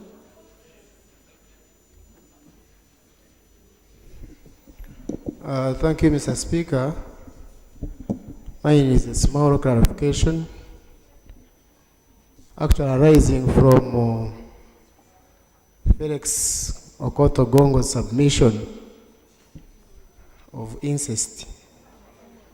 Honorable, now I am made to understand that sickle cell disease is genetic. Now, we have had cases of hepatitis B in northern Uganda. Now, if sickle cell is genetic, and it is actually all over the country, now, if we are concentrating on sickle cells only, should we assume that patients of sickle cells cannot attract hepatitis B? So, Mr. Speaker, if you are saying we concentrate on sickle cell now, what about those who are having sickle cell and hepatitis B? Now, can't we have... Point of order. Thank you so much, Right Honorable Speaker. Right Honorable Speaker, I'm sorry to give order to my colleague, but Mr. Speaker, you realize the minister said that sickle cell is genetical. And as I know, when a man is carrying the cells, there is that XX and XY. If one is carrying it, one is a carrier, and also gets to marry a carrier, then it is recessive. That is what I know. Even if one married from Buganda or from America, but for as long as they are carriers, then they carry the sickle cell anemia. This issue of Okoto Gong was just a by the way. Can we stick to what the minister said? Is it therefore in order to really insinuate what Honorable Court said and misleading us when we really know what the ministers just said? Is it in order? Thank you. You know, sometimes we run into these difficulties trying to dissect very technical issues and trying to understand them in the normal ways, but they remain technical. I think we should treat technical issues as technical issues. The statement of Honorable Kotogong, of course, he says he's a cultural leader, and he's from a cultural leader.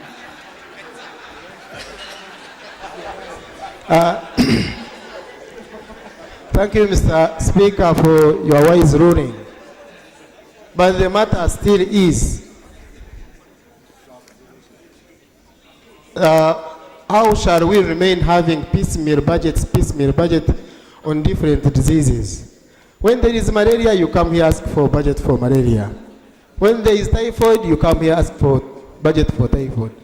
There are diseases which you treat and somebody still has another disease within himself. How long shall we be having piecemeal budgets on different case studies of dangerous diseases killing people of Uganda? Thank you very much.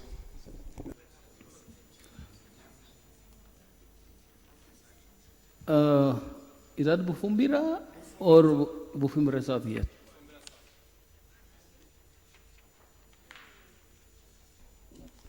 Thank you, Mr. Speaker. Honorable Speaker. I would like to appreciate the statement from the Minister. I heard that, yes, and it's also true, that sickle cell is genetic and it's preventable, it's not curable. I heard the prevalence, but I did not hear how you manage or how the hospitals in Uganda are managing people who are suffering from sickle cell. So I would like you to shed light on that. Then, Honorable Speaker, I think it's within my DNA to defend people, and Honorable Ochen, I felt that he had a point, although he could not put it across. I think all he was saying is, if we make decisions here, and those decisions are not honored, how independent are we? That's what I was saying.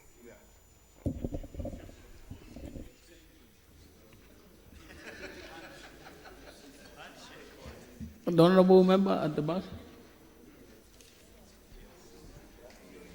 Thank you very much, Right Honorable Speaker. I'm called Twesige John Intamuhira, Member of Parliament for Nyaruguru County. I'd like to thank the Minister for her statement. Honorable Minister, in addition to what my honorable colleagues have contributed to, the issue of sickle cells in this country, it's a very, very serious one. I'd like to make a statement that it is a countrywide problem. I'm going to give you an example. In the last 2 months, in my constituency of Bunyaruguru in Rubiris district, 194 people were screened, 18% were found sick, 23% with the trait. The rest were neither carriers or sick. Honorable Minister, it's good you have asked the honorable members to support you, and myself I will do that because of the serious challenge we have in my district. Now, but I want to get some statement from you. What plans do you have for the people of Rubiris district in as far as combating the disease is concerned? Because among the districts you have talked about, I have not heard about it, and yet there is a serious problem. Secondly, how have you helped the health institutions and medical staff to tackle the problem, not only in Rubiris but countrywide? Because when they are carrying out the screening of the people that were mobilized, it was found out that the staff at the Health Center 4, at Rugazu Health Center 4, seem not have any knowledge about the problem. Yes, that's very true, Honorable Minister.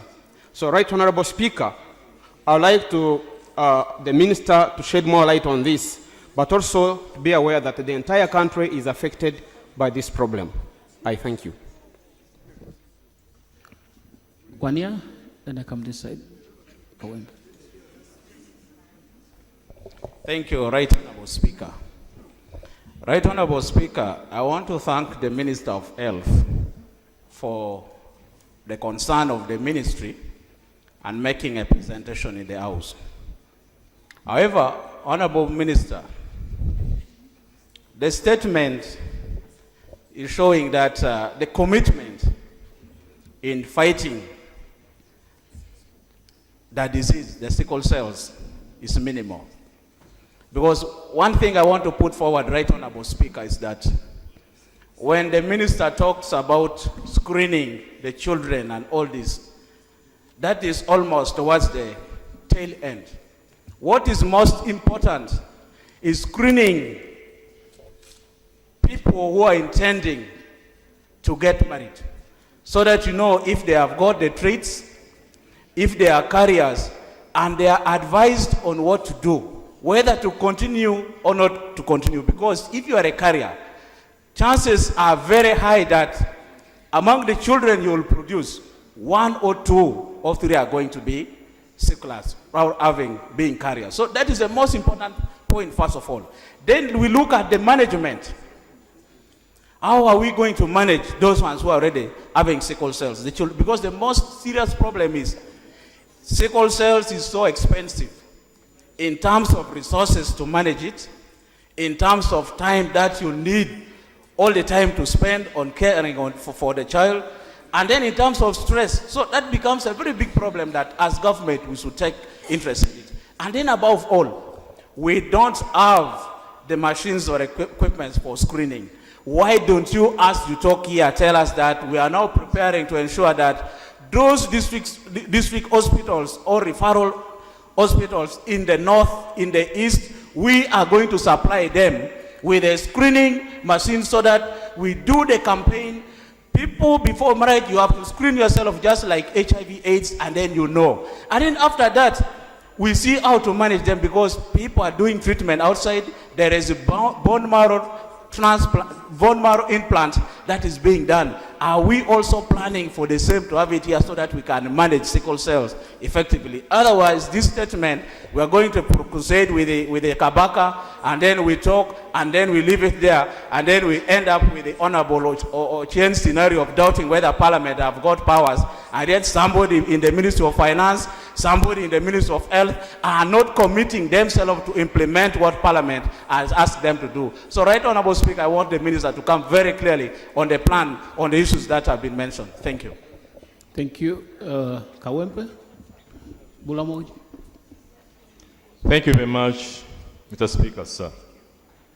Mr. Speaker, sir, I want to thank the Minister for the statement. Mr. Speaker, sir, sickle cell is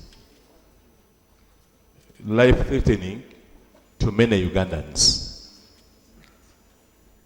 And what we need to do as legislators is to ensure that when the minister presents requirements, especially the budgetary requirements, in as far as having enough drugs that can prevent sickle cells, the responsibility is shouldered by us to ensure that the budget is approved. However, Mr. Speaker, the minister has talked about their relationship with Uganda Kingdom, and indeed it is a right step in the right direction.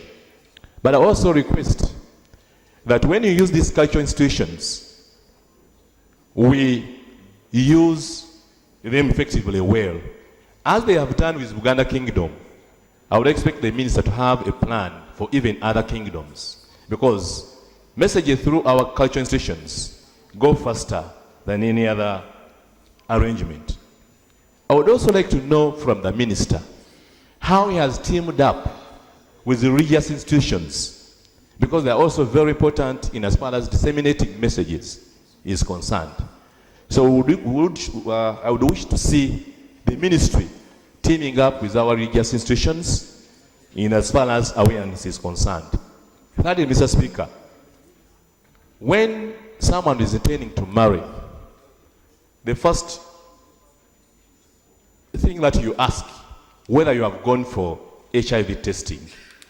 I've not heard about sickle cell testing, that your daughter, your son is proposing ABCD and you ask him or her that have you gone for sickle cell testing. Can we have that also captured? That even when you are going for marriages, sickle cell testing should be one of the most important elements that we should think about. Finally, Mr. Speaker,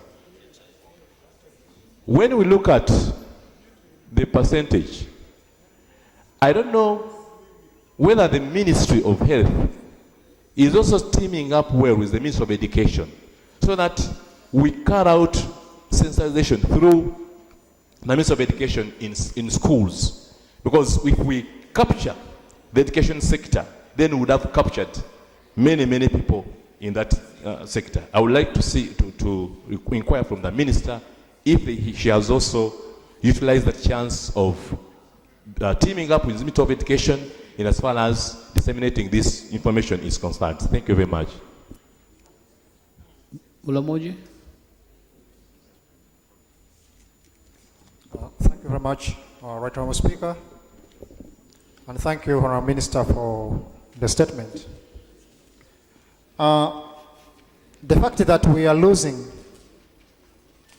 about 20,000 children every year to this disease shows the magnitude of the seriousness of this matter. And we really must be very concerned and take action which can be really possible within our means. But I wanted the Minister to bring out something clearly from the statement which I didn't find. You are doing awareness campaign in these especially high affected areas. I wanted to know exactly what action message you are giving to the society to prevent this disease from spreading further. Because it is a genetic disease. Unlike diseases like HIV where you can tell people you can refrain from sex and so on. But this is a genetic disease. Are you advising those communities that please don't marry when you are a carrier of this disease? So I want you to help us and give us information, the message that we should take the people as we sensitize them. And then finally, I want to know how you manage stigmatization of these people.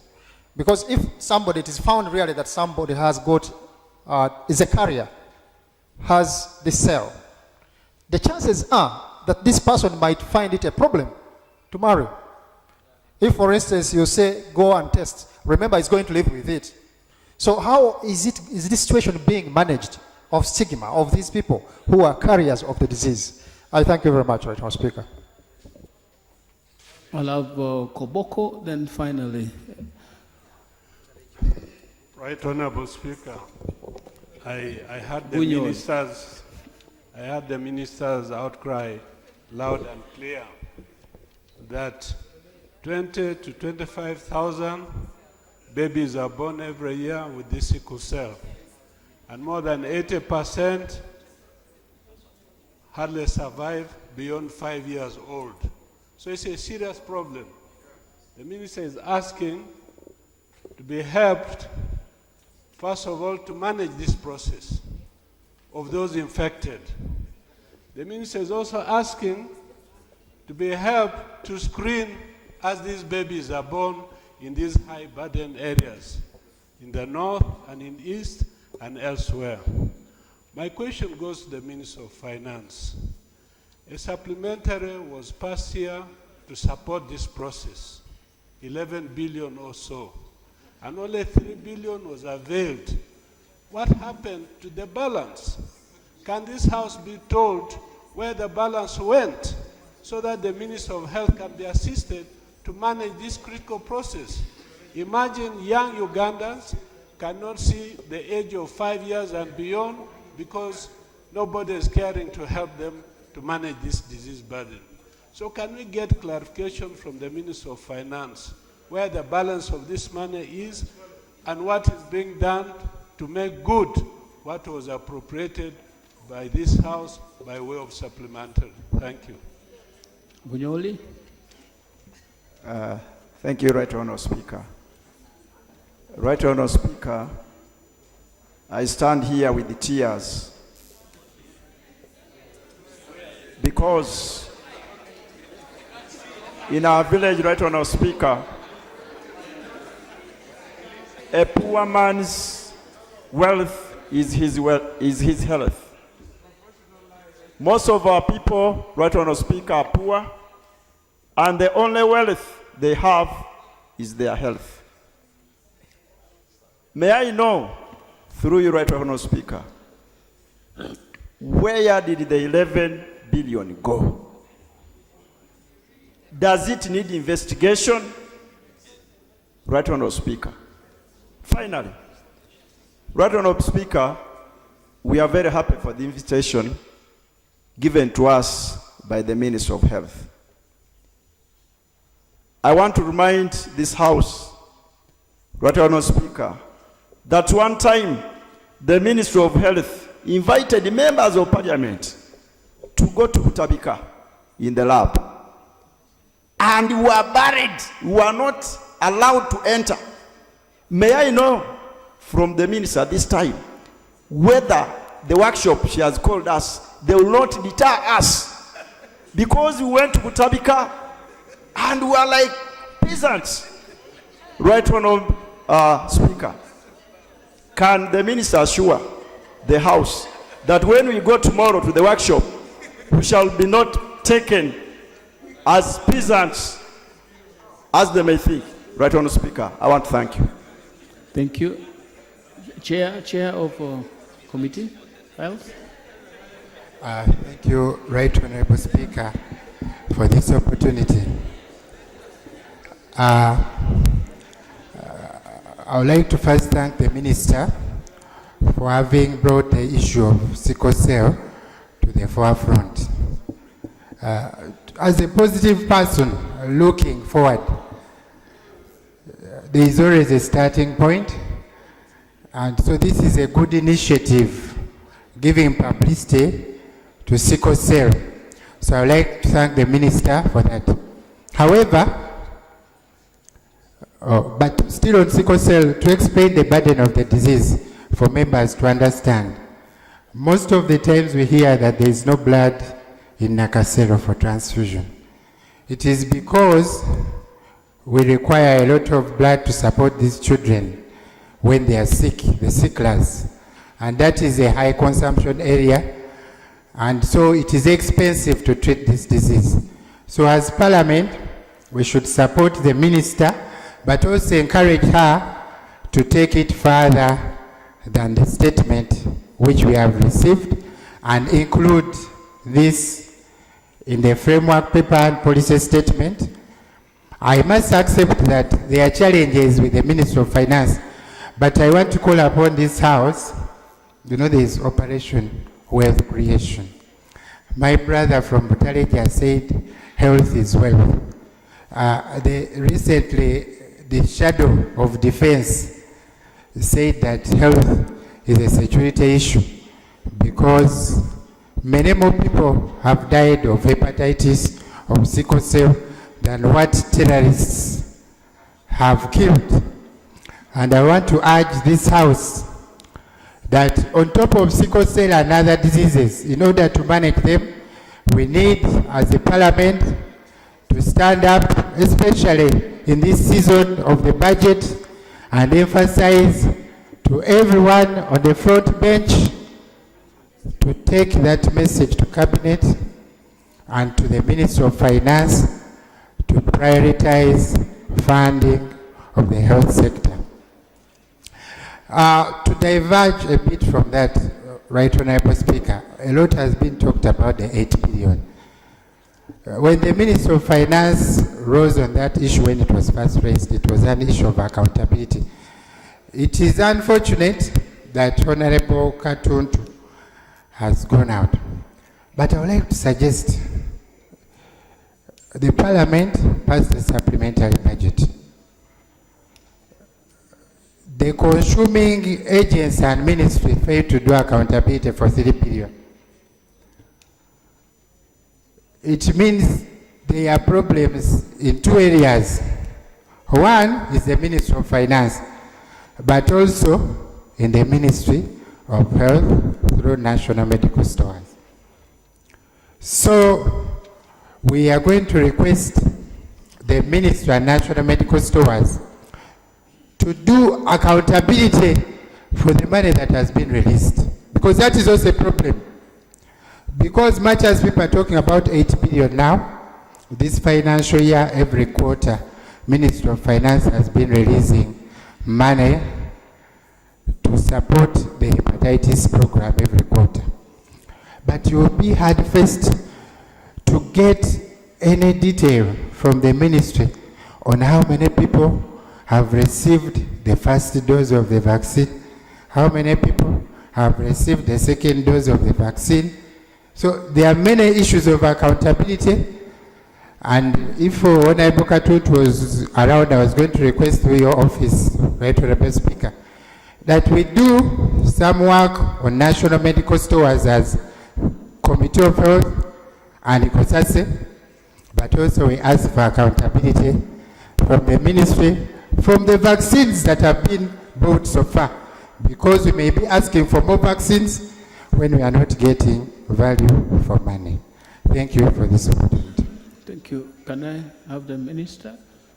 Unless finance has something before the Minister of Health. If it's not finance, Honorable, you want to say something? Finance before the Minister of Health.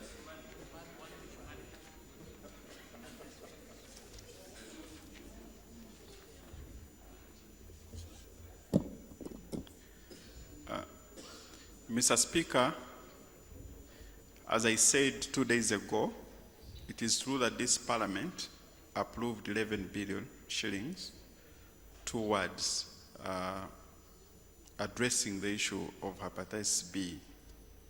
And the ministry released, working with the Ministry of Health, released 3 billion. We have so far in this financial year front-loaded another 10 billion. We know the problem, the magnitude of the problem requires more than 30 billion. We are working with the Ministry of Health to ensure that we, within the resources that we have, we at least to begin with, make sure that those who have received two doses receive a third one, so that the 2 are not put to waste. Thank you. Thank you. Honorable Minister, Health. Thank you, Right Honorable Speaker. Allow me to thank the honorable members for their overwhelming support for the paper and also for the questions that they have raised. Right Honorable Speaker, there have been various questions regarding interventions on sickle cell disease. In my statement, I mentioned a number of complications, including economic issues. People or children with sickle cell disease suffer from what we call crises, and there are a number of them. It may be a painful crisis where they get bone pains. It may be an acute chest syndrome where they get severe chest pain. That one is very deadly, and usually they die within a short time. It may be a sequestration syndrome where blood collects in the various organs in the abdomen, or it may be a stroke. They do get stroke, and they, suffer for a long time in their lives. But on the whole, they are usually anemic, and that is why the chair of the Health Committee talked about blood. Now, the various interventions, of course, require that they are hospitalized and managed in a hospital environment where they can be attended to. And as such, Right Honorable Speaker, all these crises can be managed in the facilities that we have currently. And what we require for their management is available. However, there are other items that need to be considered. First of all, it is important to note that vaccination against pneumonia is very important for these children because of the acute chest syndrome. As you're aware, we have pneumonia vaccine in our schedule, but it is for infants. We definitely need the vaccine for children 2 years and above, especially for the sicklers. Right Honorable Speaker, the other item or the other medicine that they do require to improve on their quality of life is hydroxyurea, which in our country has been approved for use in cancer patients, but not on sickle cell patients. However, research that has been widely carried out internationally recommends it for use in sickle cell patients. Right now, Uganda is conducting a study which will be completed at the end of this year. And we shall submit that study with the other studies to National Drug Authority to have this medicine approved for use in our patients. It is available in our Cancer Institute, and parents who can afford are buying currently for their children. Right Honorable Speaker, on the whole, the majority of the children with sickle cell disease are on prophylaxis. They do get antimalarials for prevention of malaria.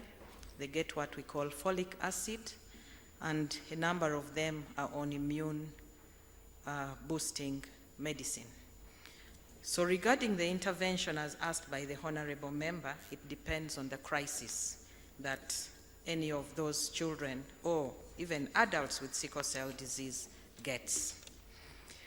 The citations, as you heard from my statement, I quoted the World Health Organization, the UN, and the African Union joining together to urge countries.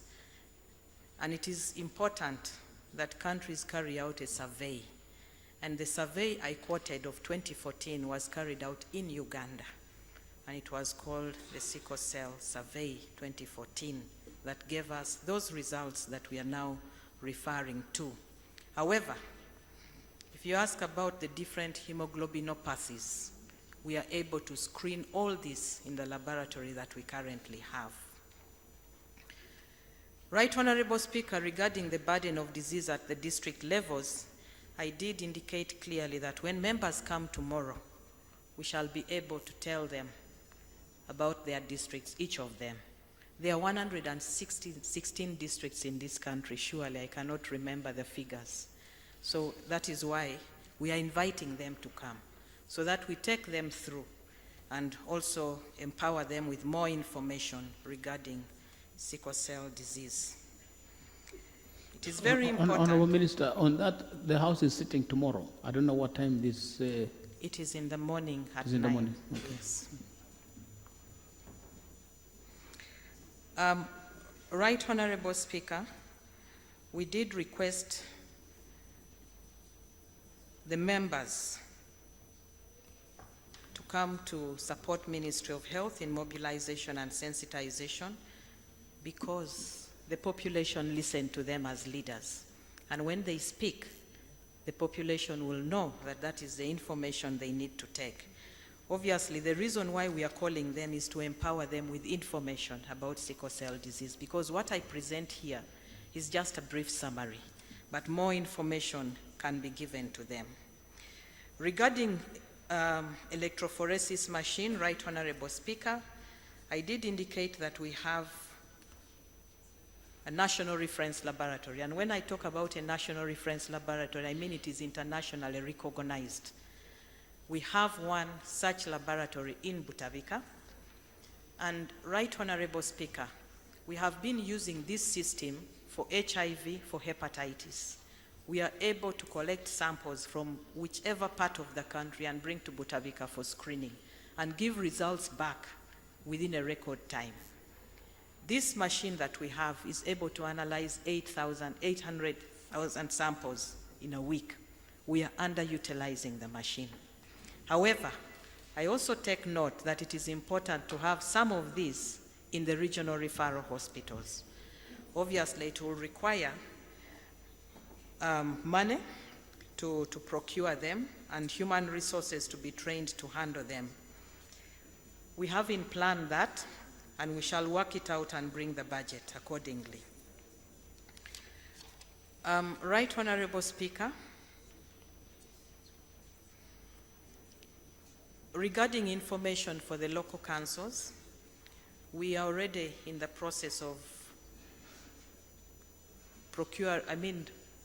developing pamphlets. The information is already developed. We are putting them in the form of pamphlets. It has taken a little bit of time because we have to translate them into the local languages for all the districts in the country.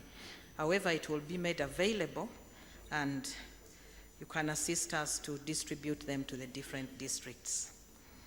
The issue of leaving matters to donors to handle in the periphery. Right Honorable Speaker, these donors are in this country at the invitation of our government, and they are here to support us. And they only go to the districts at our request. We allocate areas where they go according to whatever they have indicated that they are able to do. And so we work together, we plan together, and they do these things on our behalf. The major issue regarding sickle cell disease is indeed prevention. And if we emphasize on prevention, we'll go a long way in reducing the prevalence of sickle cell disease. One of the key messages that was raised by the Honorable Member, and that is in our pamphlet, is about premarital counseling, which is important, but we do not stop people from getting married. They do so with informed decision. If you so decide, you go into the marriage knowing the consequences of the marriage. Right Honorable Speaker, that is the main reason why we are linking up with religious leaders and cultural leaders, so that they also help us to pass on this information to the people. One of the areas with the highest burden of sickle cell disease is the Buganda Kingdom.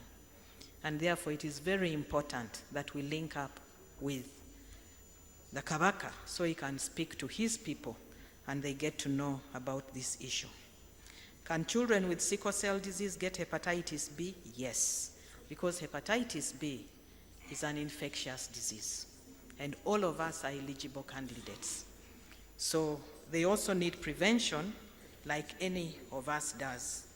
And usually we encourage them to get vaccinated. Those who are born from the year 2000 to date, the children are already vaccinated against hepatitis B. And so they are protected. But the older people are the ones who need this protection. Yes, bone marrow transplantation has been used to cure sickle cell disease. It is extremely expensive, and it also has its consequences if you do not get the right match. So this one will leave for those who can afford and for those who are willing to undertake the risk. Regarding staff knowledge, Right Honorable Speaker, sickle cell disease is taught in all medical schools. And when I talk about medical schools, I mean both the nursing school, the allied health professional schools, and the school for the medical and dental practitioners as well. The limited staff knowledge may be in management. However, in medicine, we work as a team. And therefore, if there is an area where there is lack of knowledge, we are always willing to carry on with mentorship programs because that is how we renew our knowledge and update ourselves on modern issues. Have we teamed up with Ministry of Education? Yes, Ministry of Education sits on our National Coordination Committee for sickle cell disease, and they are very much aware, and they have information that they give to the children. Right Honorable Speaker, regarding the issue of stigma, yes, it exists. It is a difficult issue. It requires a lot of counseling, just like with HIV-infected people.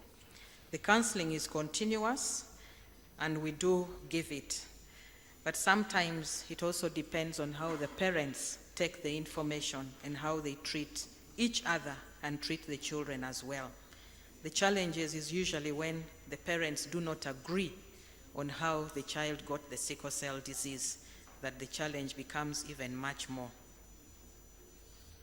Right Honorable Speaker, it is the neonatal screening is very important, and it also affects outcome.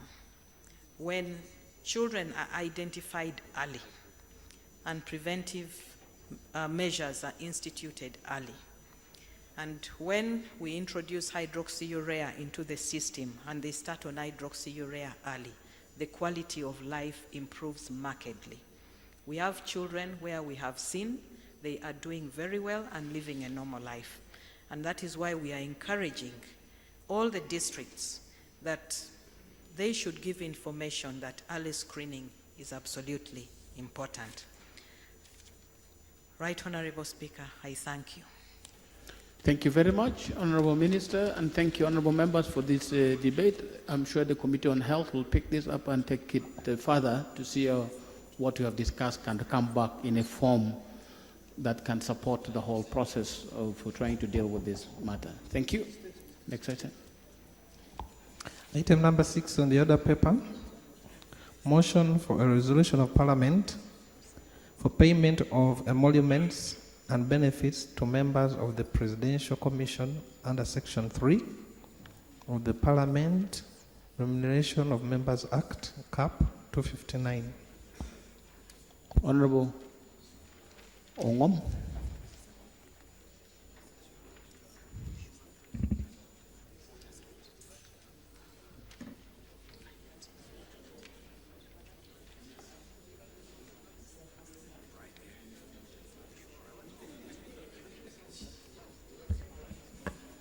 Thank you so much, Right Honorable Speaker.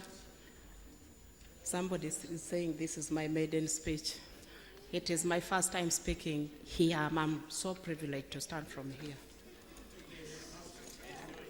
Right Honorable Speaker, I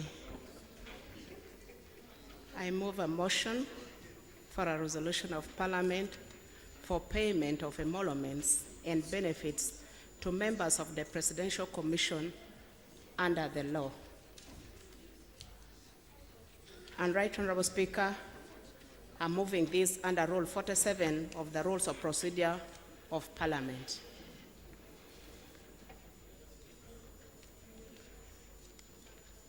I lay that.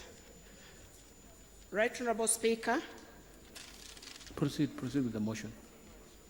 Whereas legal notice number 5 of 1980 established in Uganda a 3-man presidential commission comprising of His Excellency Justice Saulo Musoke, His Excellency Justice Nyamuchoncho, and His Excellency Wacha Oluol as titular head of state, which proclamation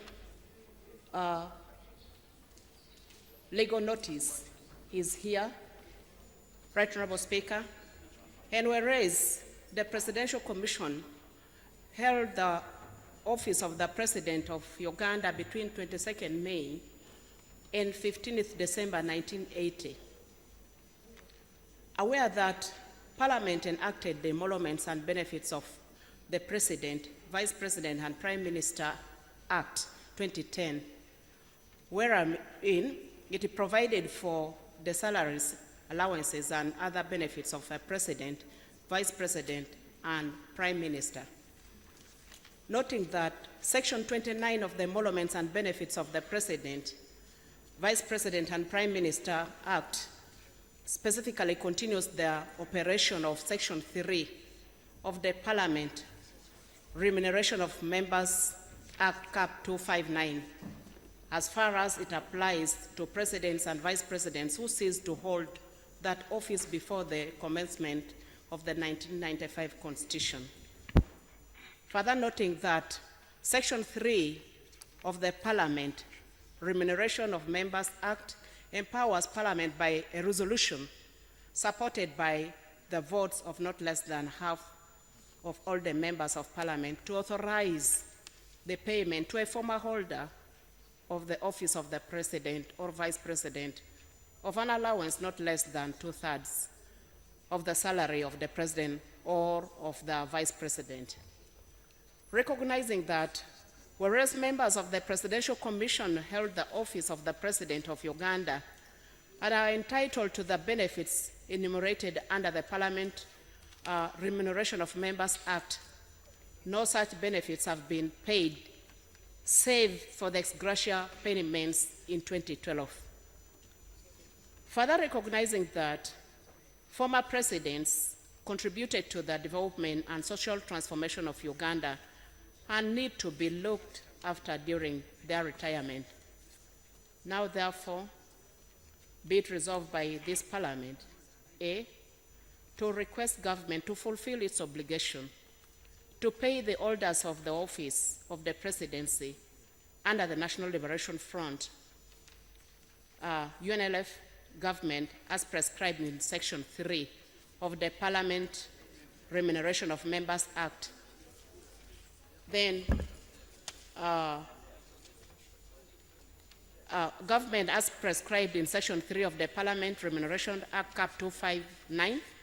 Then those people are His Excellency Yoweri Anta Wacha Oluol. The second person was His Excellency Polycarp Nyamuchoncho, rest in peace, and also His Excellency Saulo Musoke, also rest in peace. B, to request government to make provision in the supplementary appropriation for the financial year 2016-2017 for such payment to the tune of 1.2 billion, and in the same vein, make a provision in the annual budget estimates for the financial year 2017-2018 for the sum of 1.2 billion, all being the payment for the emoluments and benefits of the holders of the office of the presidency under the Uganda National Liberation Front government. I beg to move. Is the motion seconded? Seconded by member for Dokholo South, member for Rukunjiri District, member for Honorable Gonahasa. I keep forgetting his constituency. Kabuenge, that's why. Okay, that's one of the new ones, yes. Would you like to briefly speak to your motion? Honorable members, this is a motion based on a provision of the law. We will not have too many engagements. Yes, proceed with the justification. Yeah, thank you so much, Right Honorable Speaker. This is a historical fact. And the fact is that there are some people who did a lot to let Uganda be where we are today. And these people needed to be cared for. And they need to be respected and honored, Right Honorable Speaker. We don't want the song of Jose Chameleone where he said, Basima Ogenze. Meaning that we appreciate people when they are long gone. Right Honorable Speaker, to do this, we have a law which I've just quoted, Section 29, which imports Section 3 of the Parliament Remuneration of Members Act, Cap 259.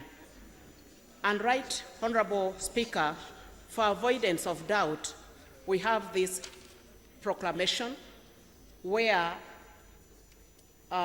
it had that pursuant to the powers vested in the Military Commission, the Military Commission do hereby proclaim as follows: that Chapter 4 of the Constitution be suspended and all appointments except to the public offices immediately before the 12th day of May 1980, pursuant to the powers contained in such chapters and Chapter 4 of the said Constitution be terminated with effect from that date. There shall be a presidential commission consisting of 3 persons appointed by the Military Commission, which in that capacity shall be the titular head of state. Subject to paragraph 4, all privileges, prerogatives, functions, and exemptions formerly enjoyed or exercised by the former President of the Republic of Uganda under the Constitution or any other written law are hereby vested in the Presidential Commission with effect from the 12th day of May 1980. Right Honorable Speaker, These people were 3 in 1, and they need to be supported. Right Honorable Speaker, I therefore, with a great concern, bring to the attention of this House that there was a holder of the office of the President who is in real term a former President who is suffering. The person is called Yoweri Anta Wacha Oluol. The other 2 are dead, but Wacha Oluol is still alive. He was the President, head of state for the Republic of Uganda from May 12, 1980 until he handed over to the President, Milton Obote, in 1980. He was in office for 6 months. Right Honorable Speaker, for clarity and also for the benefit of those Ugandans and the entire world who may not know this history, I could briefly state. Thank you so much, Right Honorable Speaker. Right Honorable Speaker, to this effect, Mr. Speaker, members of 3 eminent Ugandans of good reputation were initiated, and 3 persons but 1 presidency. They were 2 persons from the highest court then, Justice Polycarp Nyamuchoncho and Justice Saul Musoke, and to avoid it looking like a forum of the court, in the wisdom of the military commission, an ordinary Ugandan was put. This was Mr. Yoweri Anta Wacha Oluol, who had been a senior civil servant and, who had been a permanent secretary office of the President. Mr. Speaker, in law, all the 3 are 1, and now that Wacha Oluol is still alive, then the shared presidency is still alive. These people held this country for 6 months. Mr. Wacha Oluol is still alive and was in Parliament yesterday. I therefore beg to move that Parliament passes a resolution authorizing payment of an allowance to the former holders of the office of the President. Thank you so much, Right Honorable Speaker. Thank you. Is there a second of the motion? Briefly, please. Mr. Speaker, I want to thank the mover of this motion. I rise here to support the motion.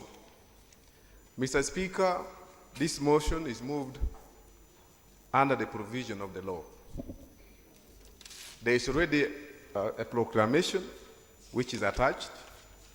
That is proclamation number 5. There is a law of entitlement, benefits, emoluments and benefits of heads of state. There is a law on remuneration of Members Act. And therefore, Mr. Speaker, the motion moved here is supported by the law, and therefore, this is an entitlement that they deserve to be paid. And therefore, Mr. Speaker, I want to appeal to members that these people serve the nation. And in 1980, at the time of confusion in our country, the military commission, by proclamation, established a commission, presidential commission, and those people were titular head of states. And as per our law, there are already benefits that are already stipulated in the law. And therefore, it is an entitlement which is supported by law. So, honorable members, I want to appeal to you all that these are people who really served us, and they deserve decency as they live with us. Even their families, even when they go, we need also to support those surviving families of those people who served our nation. And therefore, Mr. Speaker, what is provided by law, and it is provided in the Constitution, in the law, that it is only by motion moved in this Parliament and supported by members of Parliament.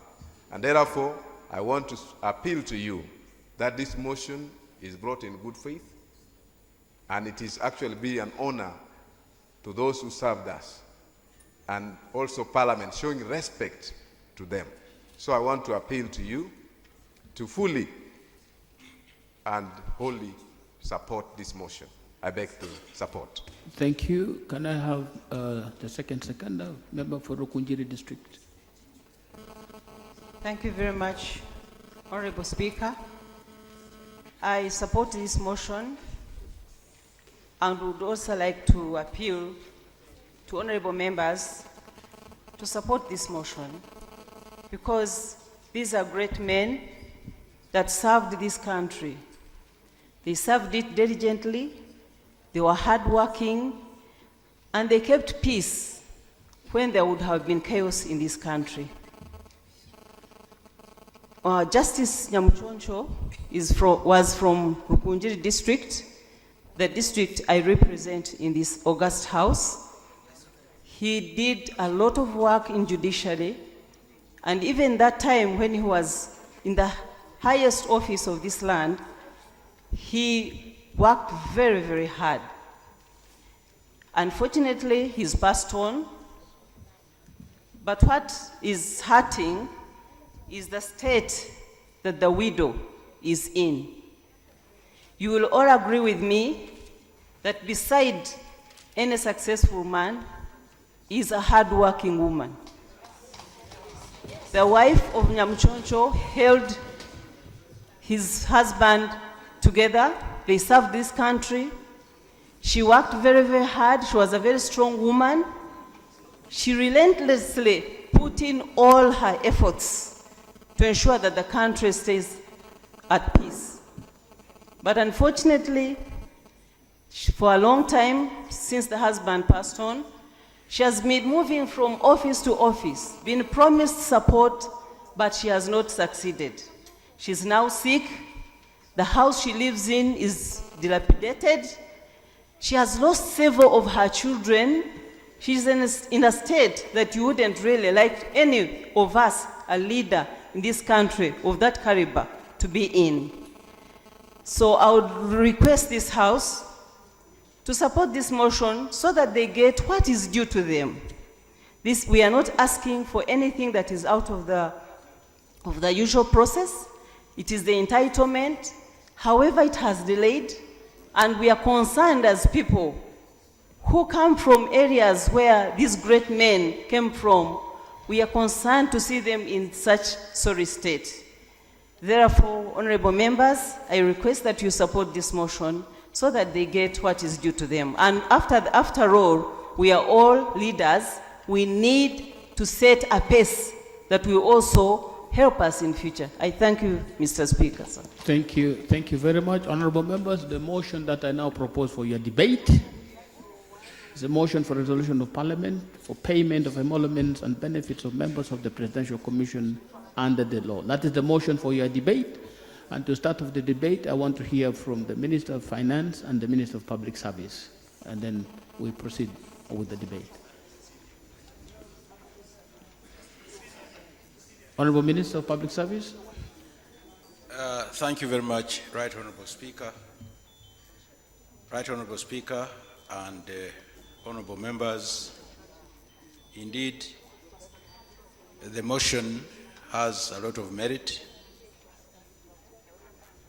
and the background that the movers have given is actually true.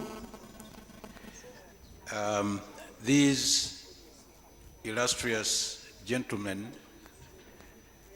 deserve what they are entitled to by law. I certainly, as Minister in charge of Public Service, I support the resolution. Thank you. Thank you very much. Finance.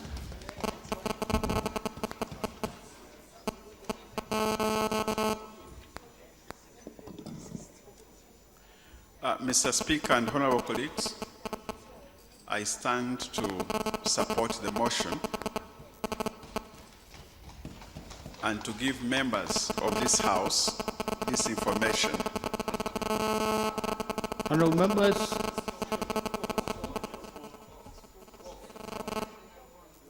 No. I don't have.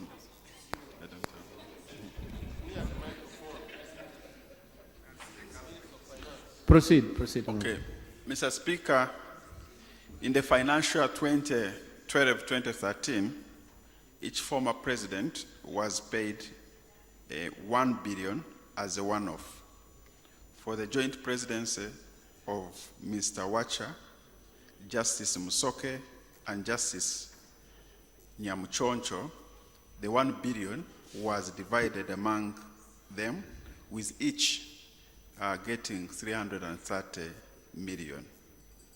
So this motion, as required by law, is appropriate, and we look forward to passing it and then go to another stage of implementation to assist the former president in the state in which he is. I thank you.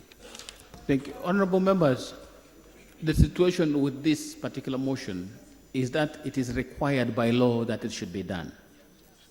Section 3 of the Parliament Remuneration of Members Act, which is supported by Section 29 of the Emoluments and Benefits of the President, Vice President, and Prime Minister's Act, which were both passed by this Parliament, are synchronized to make this provision. The only challenge that has been put on the way of these people getting their benefits is that every year they must get a resolution from Parliament in order to be paid. Now that is burdensome, because as a result of that, some years have passed because nobody took the initiative to move this motion so that they could be paid. So these members have now moved this particular motion to support these ones who are still alive. The Honorable His Excellency Wacha Oluol actually was in Parliament yesterday physically to see that he could be assisted and he receives what is due to him. Honorable members, I do not know whether I'll get finance. I do not know whether this kind of motion would attract a debate. Please, Honorable Minister of Finance. No. Mr. Speaker, what I just wanted to suggest to this House is that if it's possible, probably every financial year, we could then move as we appropriate money for the following financial year, move a motion during that period so that people don't have to wait until the middle of the financial year. That procedure would be very appropriate for us for purposes of planning. Thank you. Honorable members, I am going to put the question. Procedure? Thank you very much, Mr. Speaker. I am concerned that we're doing what I consider selective justice in this country in the matter of not even appreciating, but recognizing people who have served this country. Some years back, the Minister of Defense ran all over this country, identifying all the veterans from as far back as the Second World War. I was involved because my uncles were there. My dad was a captain in the army. We opened, relevant or not relevant, I'm looking at this case of, I mean, it's nice, it's good, it's right to support Wacha Oluol. I know him. I knew Nyamuchoncho. What are we doing? Are we procedurally right as a parliament to selectively identify a few of our people who have served this country and leave the majority of our people who have even given their lives to the cause of this country? Mr. Speaker, are we procedurally right? Thank you. Thank you very much. Honorable members, this particular motion is housed under Section 3 of the Parliament Remuneration of Members Act, Chapter 259. And I can read. Parliament may, by resolution, authorize the payment to a former holder of office of President or of Vice President of an allowance not less than 2/3 of the salary of the President or of the Vice President, respectively. That is what we are doing right now. So whether, I don't know under what procedure you are doing all those other things, but I'm sure there must have been some process and some law authorizing that. But this particular one is not selective. These people were presidents. And that's why the motion is coming in the form it is. It is authorized by an act of parliament. Can I put the question? Guidance. Can we finish with this, please? Procedure, please. Right, Honorable Speaker.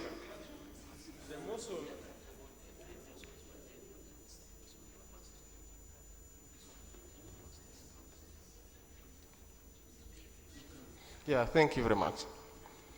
Right Honorable Speaker, the motion has been moved to seek for a resolution of Parliament. And the people who have spoken here are only the seconders of the motion.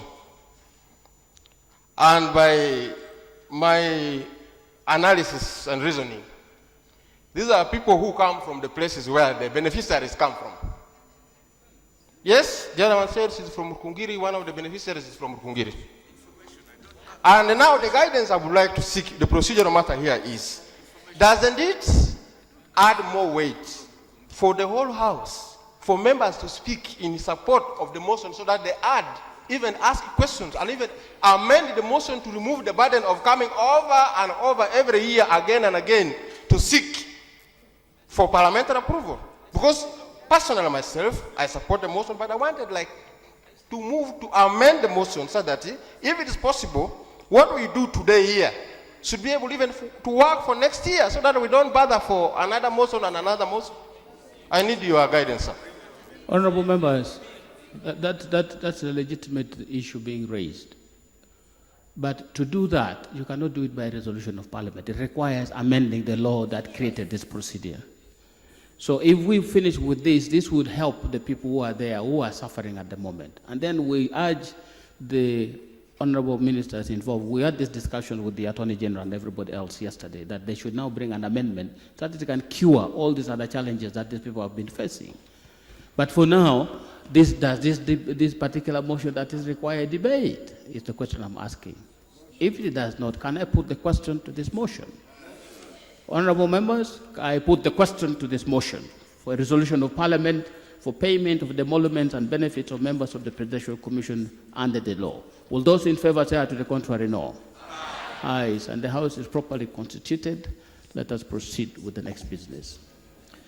Item number 7 on the order paper. Motion. There is a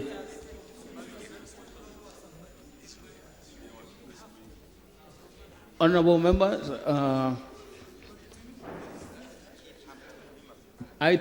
under item 7, then with the documents that can be laid. Honorable members, under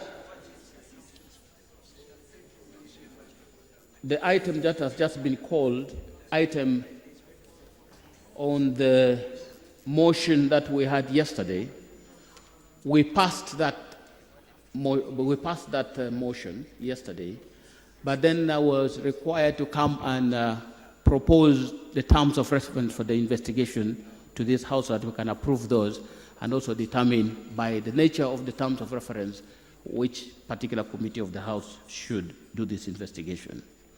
So, honorable members, on Tuesday, 15th March 2017, that was yesterday, the Honorable Mugoy Augusta, Member of Parliament for Bukoli County North, moved a motion for resolution of Parliament to investigate serious allegations of tax evasion in the steel sector in Uganda. The motion was debated and members agreed that the matter be investigated.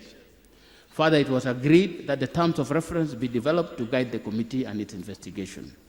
On the basis of that, I now propose the following terms of reference to guide this particular investigation. 1, to investigate the allegation that companies in the steel sector in Uganda evade taxes and establish any tax revenues lost. 2, examine the adequacy of the applicable laws and regulations and establish the adequacy of taxation procedures and processes on the steel sector in Uganda. 3, investigate the operation of companies involved in the steel sector in order to ascertain whether they comply with their tax obligation and other laws. 4, establish whether companies in the steel sector, A, import finished products disguised as raw materials, B, make accurate declaration of their transactions to Uganda Revenue Authority, and C, properly invoice sales, exports, and imports. 5, examine the conduct of the Uganda Revenue Authority and any other government agency connected to the steel industry to ascertain whether they have fulfilled their mandate insofar as the steel sector is concerned. And 6, to examine any other matters incidental to and pursuant to the above and make recommendations for the optimization of tax revenue in the steel sector. Those are the terms that I'm proposing from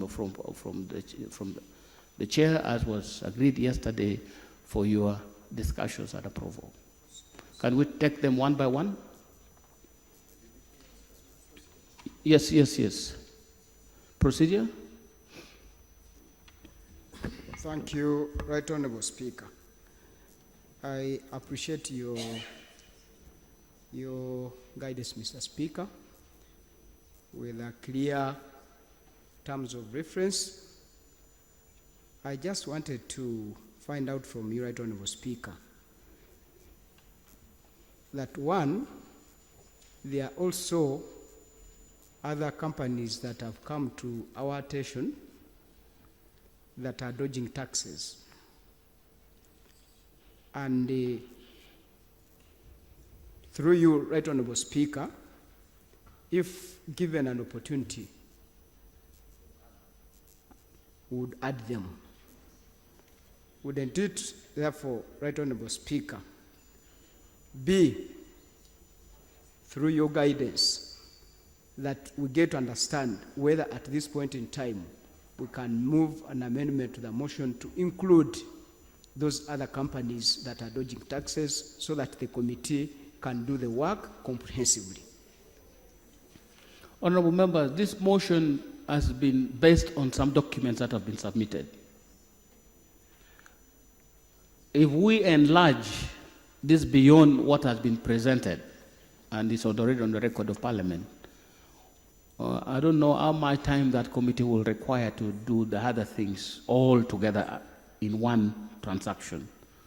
It might be easier for this particular investigation to set the precedent, to find out actually what is going on, so that it can be applied. The finding now we see if it can be applied generally to deal with all the other sectors which are involved in this particular kind of operation.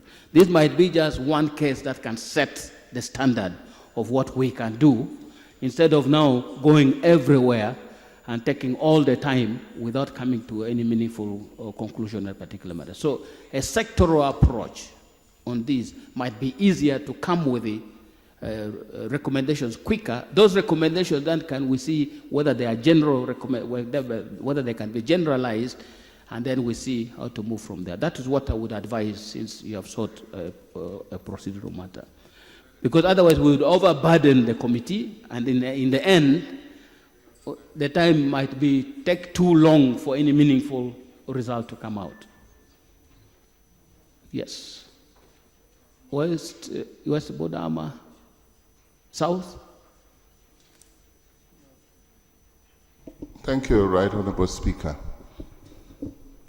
The motion, as you've guided, was carried by the House.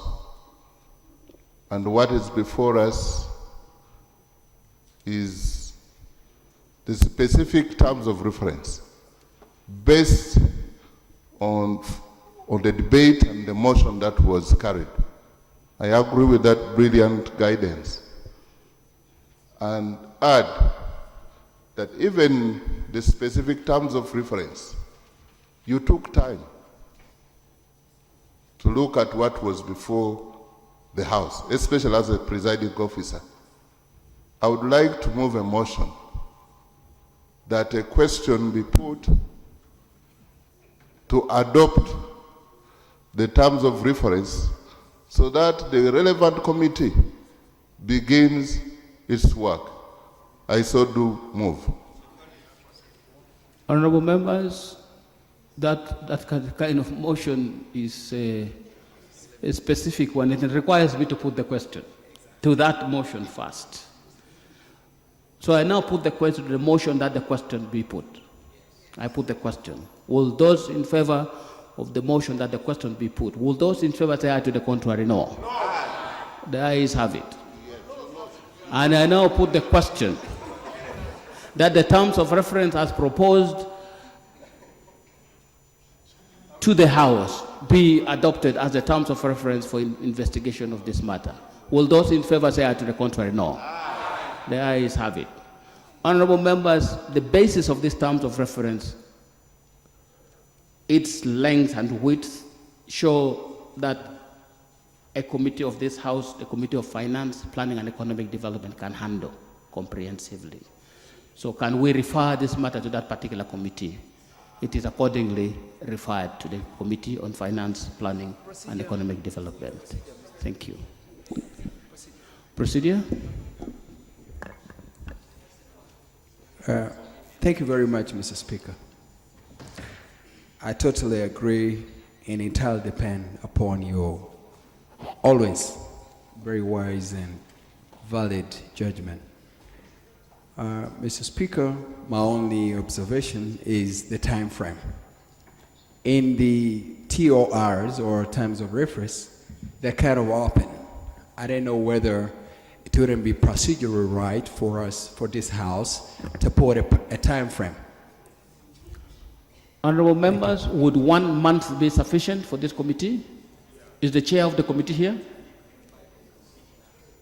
Chair of the Committee on Finance, Planning and... Procedure, Mr. Chairman. Is the chair here? Right Honorable Speaker, the chair is not in the House, but I'm a member of the committee and also a former leader in the 9th Parliament of the committee. Mr. Speaker, Are you sir, using the word former leader for purposes of what we have just passed in?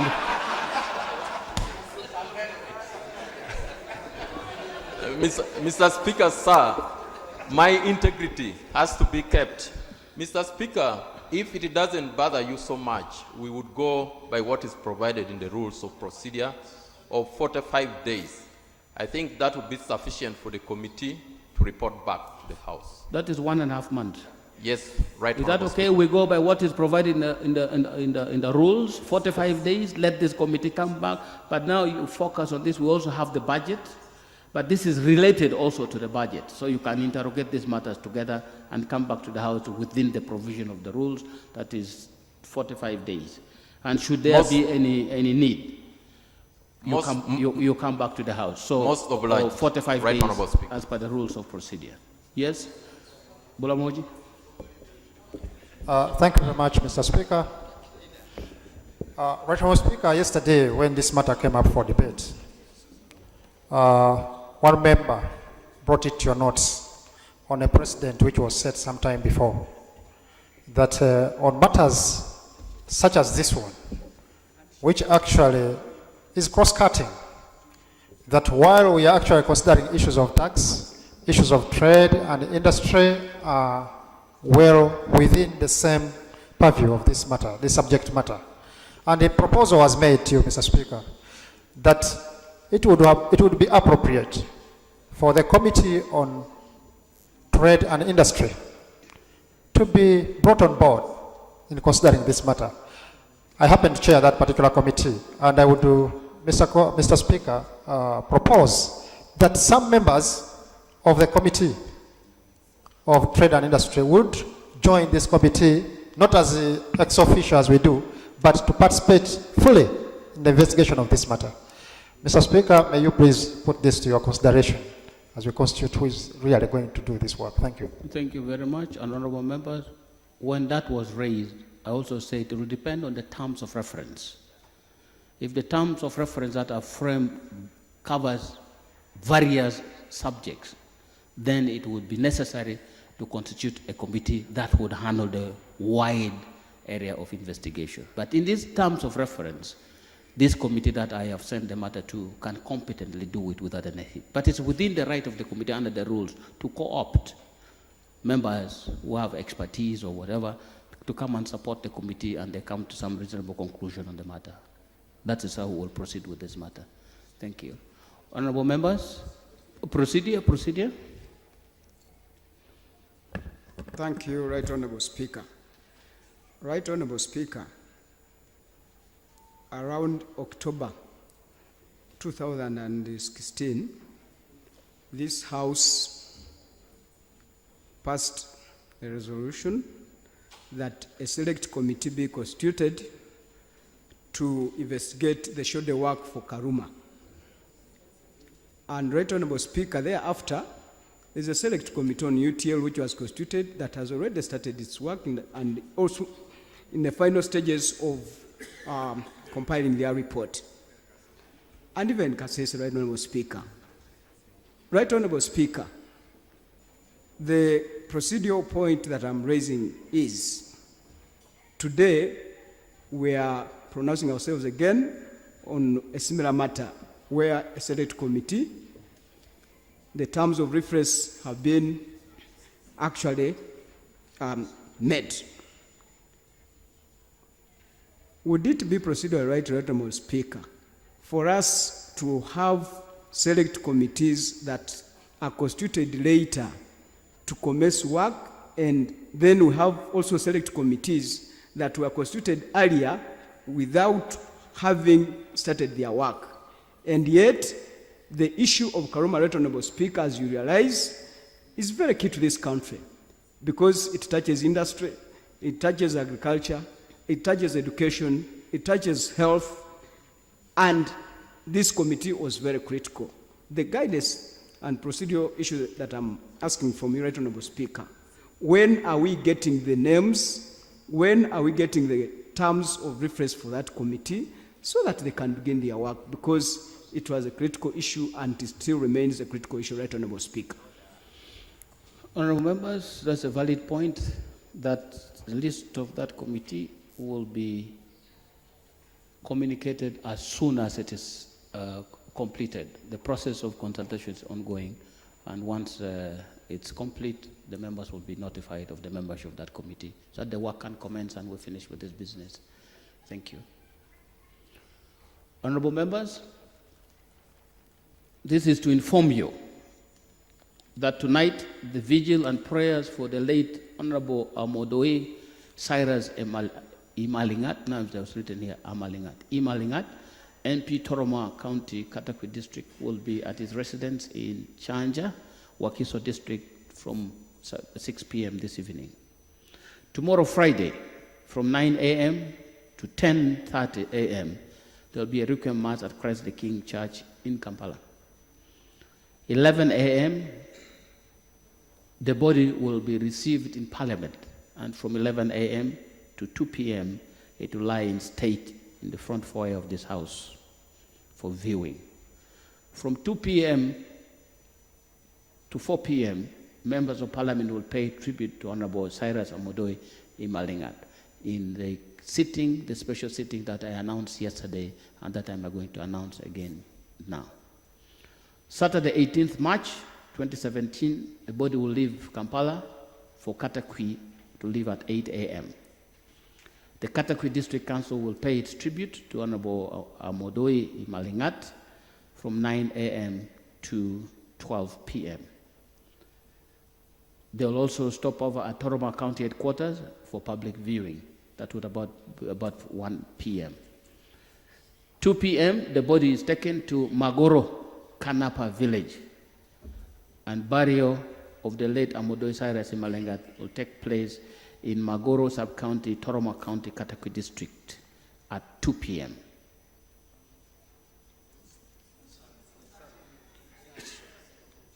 What is this? I think no, wait, there's a problem with this. Well, that is what was written here.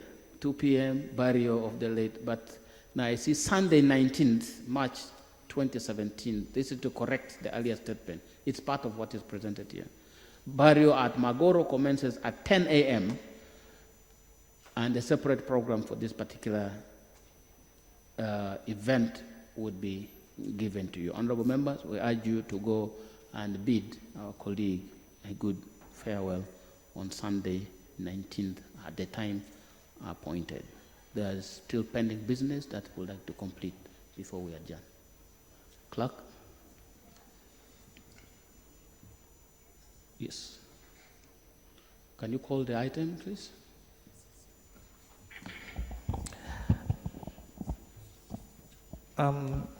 Item number 3 on the order paper. Laying of papers. Receive your policy statements. Honorable Minister.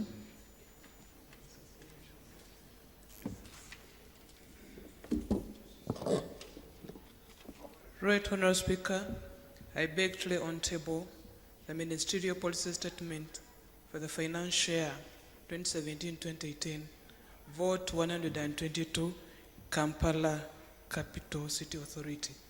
I beg to lay. That the records capture that. It is referred to the appropriate committee, the presidency to handle.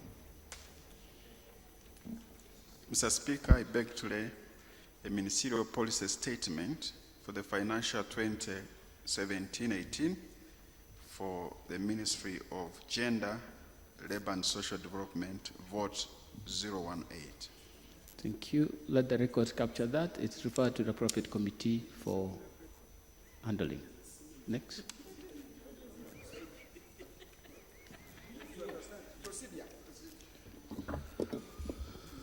Procedure, Honourable Speaker. Procedure. Thank you, Right Honourable Speaker. Right Honourable Speaker, I have seen and heard the Minister of Finance laying the MPS for Minister of Gender and Labour and Social Development. Right Honourable Speaker, I feel and I have seen, and I doubt the quality of that MPS which has been laid. Yes, because it is just like a seminar paper, Right Honourable Speaker. It's just one presentation like this.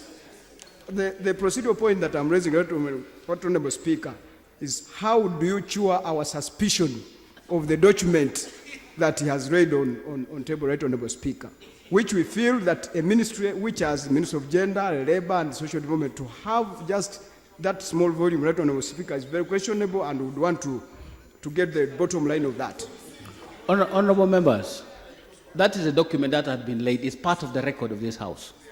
All those will be uploaded on your iPad by Monday. So when you see and there are issues with it, that is now, because how am I going to say that is not the ministerial policy statement? I am not the minister.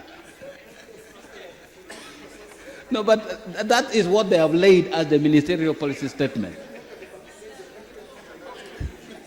Let the records capture that, and it is referred to the Committee on Gender for handling. Next. Mr. Speaker, I beg to lay ministerial policy statement for the Parliamentary Commission, vote 104. Vote 104, Parliamentary Commission. Let the records capture that. It stands referred to the appropriate Committee on Legal and Parliamentary Affairs. Thank you. Can we now confirm that we have received all the ministerial policy statement, Honourable Minister? Have we received all of them?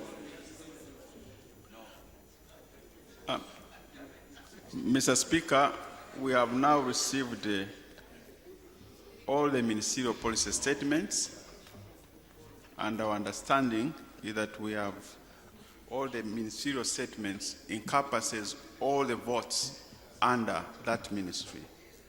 So we seem to be fine now, and all the documents that have been laid here are true documents from those ministries. If there is any mistake or anything, the ministry will be responsible. So we have read real documents. Thank you. Honourable members, this is, please, honourable members, clerk, extract the minutes of these proceedings, forwarding those statements to the chairpersons of these committees for handling. Extract copies and forward formal copies to the shadow ministers so that they also can prepare as they have always been doing. We'll give them 2 weeks to do that, and then we come back. But when we come back, will also be the time we receive the budget. So you might have to handle all these things completely, because the budget by law is supposed to be presented, proposed budget is supposed to be presented by 1st of April. And 1st of April being a day when we are not sitting, we'll push it to 3rd of April, and the Minister of Finance will be able to bring this document before Parliament, and we'll proceed. Yes? What is the matter, Honourable Member? Is it procedure? Yes, procedure. Yes. Honourable Speaker, Honourable Nzou raised the matter, which I think is pertinent. While we may accept this as it is, and that has been the norm, I feel there is a lacuna that needs to be cured. And I would pray that maybe the Speaker directs the Rules Committee to find a way of plugging that gap. So that once the papers are laid on table, or even before, we are able to ascertain that they fit the purpose. Because someone can simply bring a file and put it there, and then beats the timeline, and later cures the anomaly. Honorable members, these documents that are laid before the House become property of this Parliament. It is they are property of the House. You can examine it anytime. They are here. People have authored them, and people have brought them. They are responsible for their documents. So it is not as if we found the document without somebody who has written it, and now we are now just, no. Please, let's leave this. Honorable member, how do you seek clarification from the Speaker? No, please. Procedure? Right, Honorable Speaker, with due respect, if I picked one copy, just get me that lousy one. Right, Honorable Speaker. Right, Honorable Speaker, you are speaking about a government, and you are speaking about a document being laid in the August House, Parliament of the Republic of Uganda. And you are speaking about a document that will forever be on the record. But to house it in such a fashion, as if it is, to house these documents in this kind of fashion is in a way lacks style, and it speaks volume about the quality of government you have. Order. I'm on procedure. Point of order. Point of order.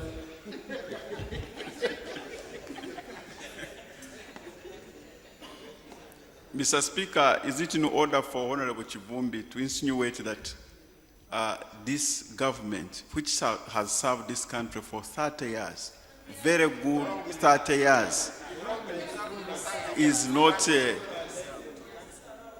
having good quality regarding the statement, ministerial policy statement, when actually this very House approved a procedure that all these documents will be uploaded on your iPads, and this same House and the rules have no specific procedure on what quality of material we should produce in a policy statement.